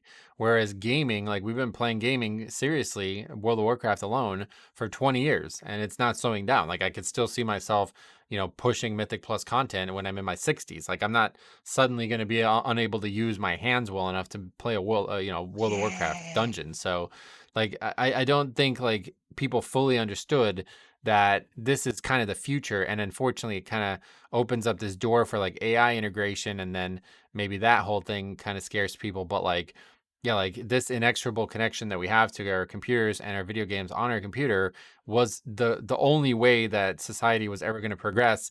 And anybody decrying that 20 years ago was simply just very short-sighted. Like, you were just an idiot. You know what I mean? You didn't realize it was going this way the whole time. So yeah, it's really changed over the years. But I agree with your general concept that, you know, Diabolical used to say this all the time, that you know, his wife would always be on him because he'd be spending like 10 hours a day playing World of Warcraft.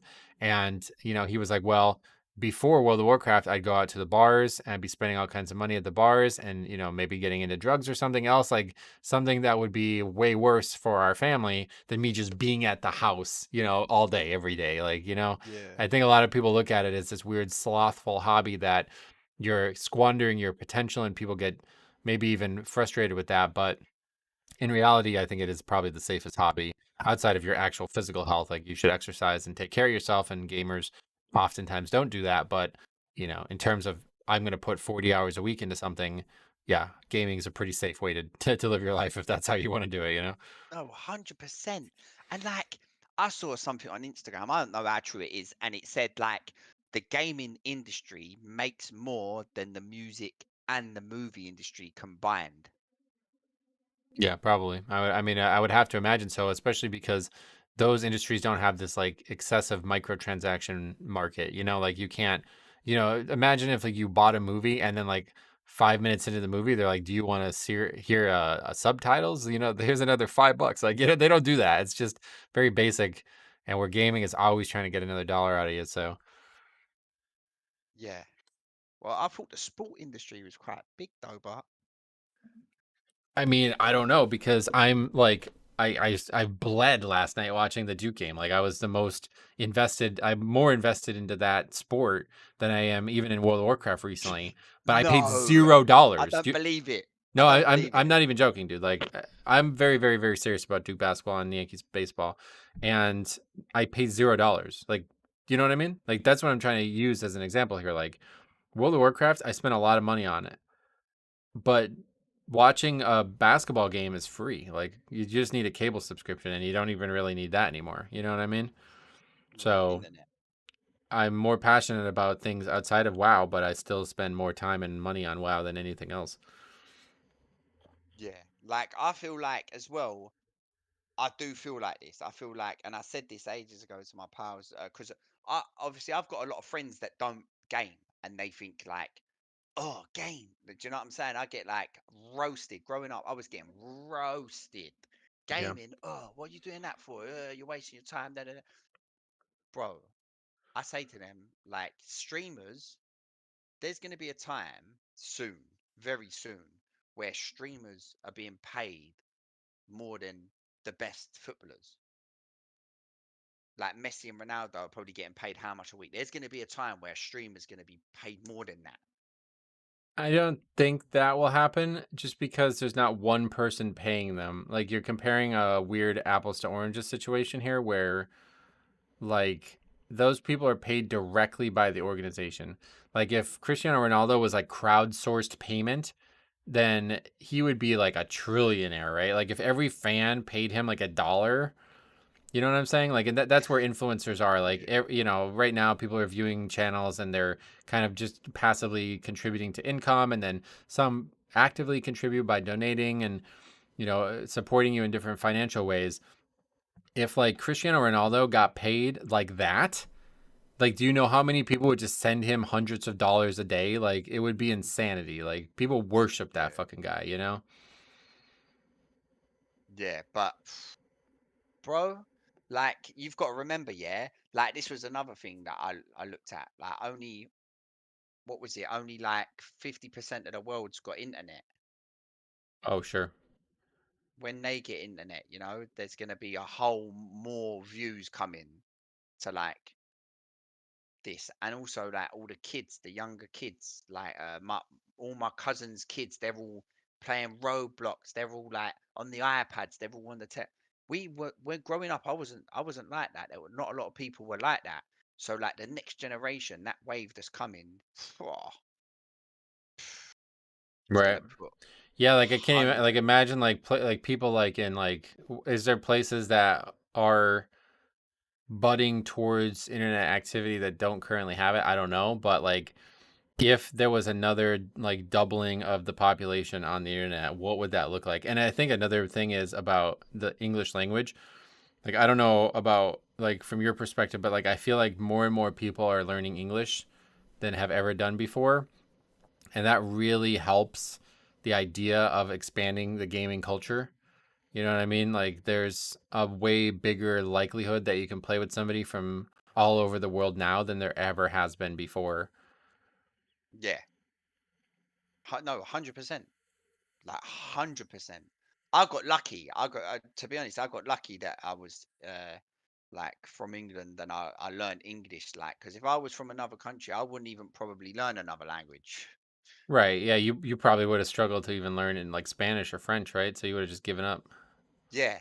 Like I would have just stayed. Like if I was Spanish, I would have just stayed with Spanish. Do you know what I'm saying? I wouldn't have Yep. learned a whole nother language. Like I'm not gonna learn Spanish. I would Right. like you are you are. If you're not gonna learn Spanish, then if you're Spanish, you're not gonna learn English. Like, Yeah, it's a but big part of the world we live in. nah, yeah, like the next years of gaming are crazy. You know, Warhammer's bringing an MMO out as well. Oh yeah, a lot of competition. Yeah, Warhammer's, but supposedly they're bringing out 40k MMO. They're bringing 40,000 different MMOs out? Nah, 40k is the version of like it's not the old school, it's like the Oh, it's gun one. the future one. Yeah, okay. But there's competition coming, like there is competition coming, and I think like it's gonna be hard for any competitors to to go toe to toe with Blizzard. Not the way they're performing now. Like you can't even tell me any other gaming companies performing like them. I would imagine that Blizzard is dominating in the sphere of just delivery of content and not only delivery but planning it out too. Like the fact that we see such a definitive plan for them is very impressive. And they hit the nail on the head when it's coming. Yeah, it's never late. Like they haven't. I don't think they've delayed anything since Shadowlands, right? All right, cool. Yeah, Well, no, did you have anything else that you definitely wanted to talk about after everything today? bro, that's about it, man. That's One other thing I definitely wanted to talk about, well, I just wanted to mention because I'm about to go do it right now, is I want to go listen to this Heartlands series. Did you hear about that announcement? what's that? It is I'm not exactly sure why it's called that, but it's like a novella narrated by Chris Metzen about the story of Jaina and Thrall, I guess after I'm not really sure after what. I guess after the start of the War Within, and I love his like I think he's going to be great at this, so I want to listen to this. What is that? What's it? Is it just a voiceover? It's like a book, but it's written Oh, it's like voice acted by him, yeah. oh, what? And is it out now? Yeah, I'll send it to you on Discord.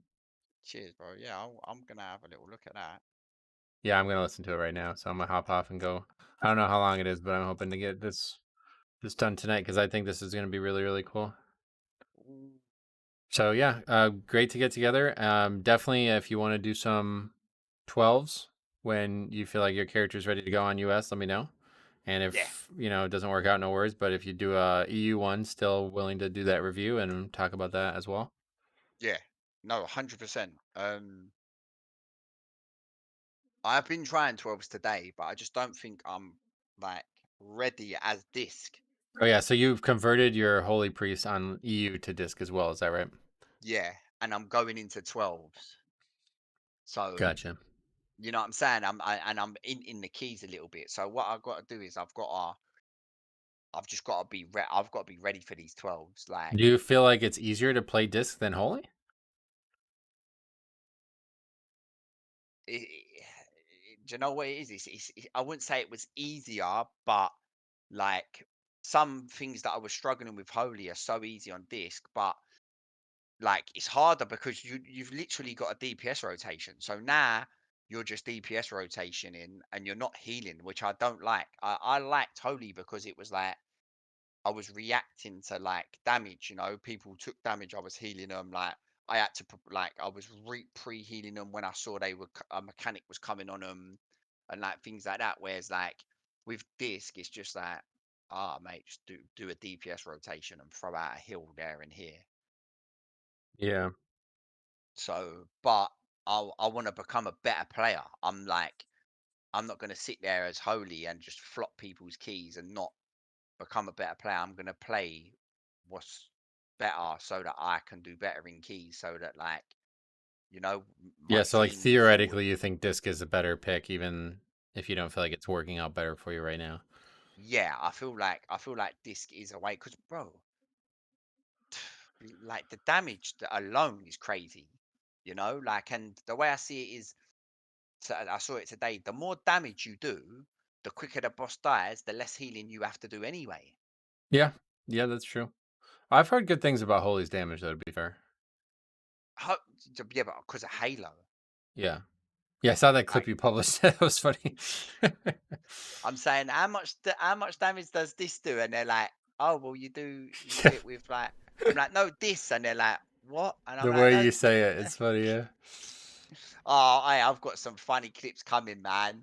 Oh, yeah. I've got some funny clips coming, like, Well, yeah, good. I'm like, glad that your channel's doing well, too. yeah, the stream's going all right. Like when I come, because a lot of them play on US. When I come over to US, a lot of people wanted to play, you know, and Oh, like, good. yeah, I'm happy to play with people, you know, if like, bro, if they're there and we play, you know. Yeah. But I do want to get into some keys we are, but you know what? You would have really enjoyed that, you know, starting a fresh gear. You would have. I know. I wish I had time, but we were just talking about this, but like it's just so hard to find the time. Like even when I was there and I was in like fours with no gear and blues and greens, like at auction, I was thinking, oh, Metro would love this, you know, like it's like being undercover. Like people are like, oh, I don't think you're ready. Like, oh yeah, no, I don't. We'll don't worry, we'll be all right. And then you just blast through it, and they're like, Right. oh my, like, you know, like. Yeah, people aren't expecting you to over deliver at that item level, yeah. Yeah, do you know what I'm saying? Because I haven't got Raider IO, you can't see my mains thing. Right. Oh, yeah, that's why. Well, no, I don't Bro, think you would be able to anyway because it's EU. I was 2.3k rated before I even got to 600 item level. Yeah, that's something. Like, do you know what I'm saying? It was That's a big jump for you, crazy. especially, yeah. Yeah, it was crazy. It was like, and I found that so fun. But that's when I was thinking, oh, Metro would have loved this. You know? Yeah, I agree. It is fun. I don't necessarily like restarting too often, but it can be definitely fun. He says, I hope you clipped the ultimate penance moment. What's that one about? Oh my. So I guess the answer is yes, huh?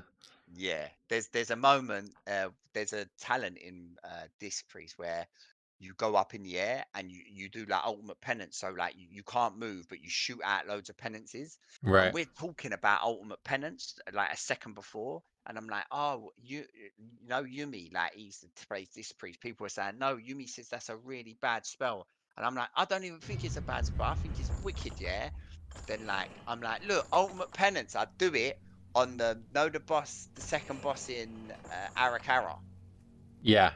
I do it to like the boss focuses me and I do it. So I go in the air and I dodge the first, like when he goes underground, I dodge it. I say, see, look, it's a wicked spell. What are you talking about? But then I come down as he's doing the floor thing and I get killed. The light is my strength. That's funny. I can't wait to see that. Like literally. So, and I'm like, oh, and then they end up, yeah. Oh, mate, it was, yeah. But I'm just need to be a bit smarter with when I. Yeah, just make smarter decisions, I guess. Yeah. Hey, bro, any news on Cop? No, nothing new, unfortunately. I mean, I haven't reached out to him. He still comments in the Discord and stuff a lot, so I don't know. Guess it's just, you know, just waiting, pretty much. Is there danger? Waiting to get an answer on when he's gonna leave, you know?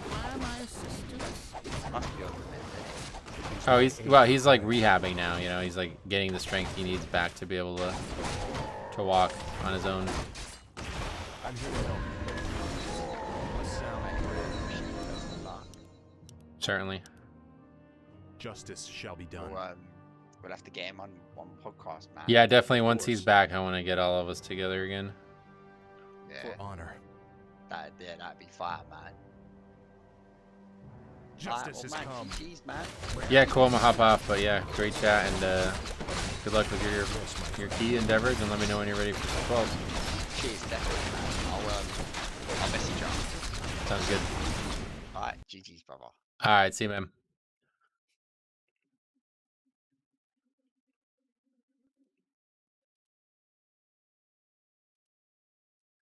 All right, cool. I'm gonna hop off too, guys. Thanks for hanging out. If you guys did, yeah, I missed a million comments, but thanks for hanging out, and we'll be back tomorrow. What's Harry's channel name? Definitely hook him up here.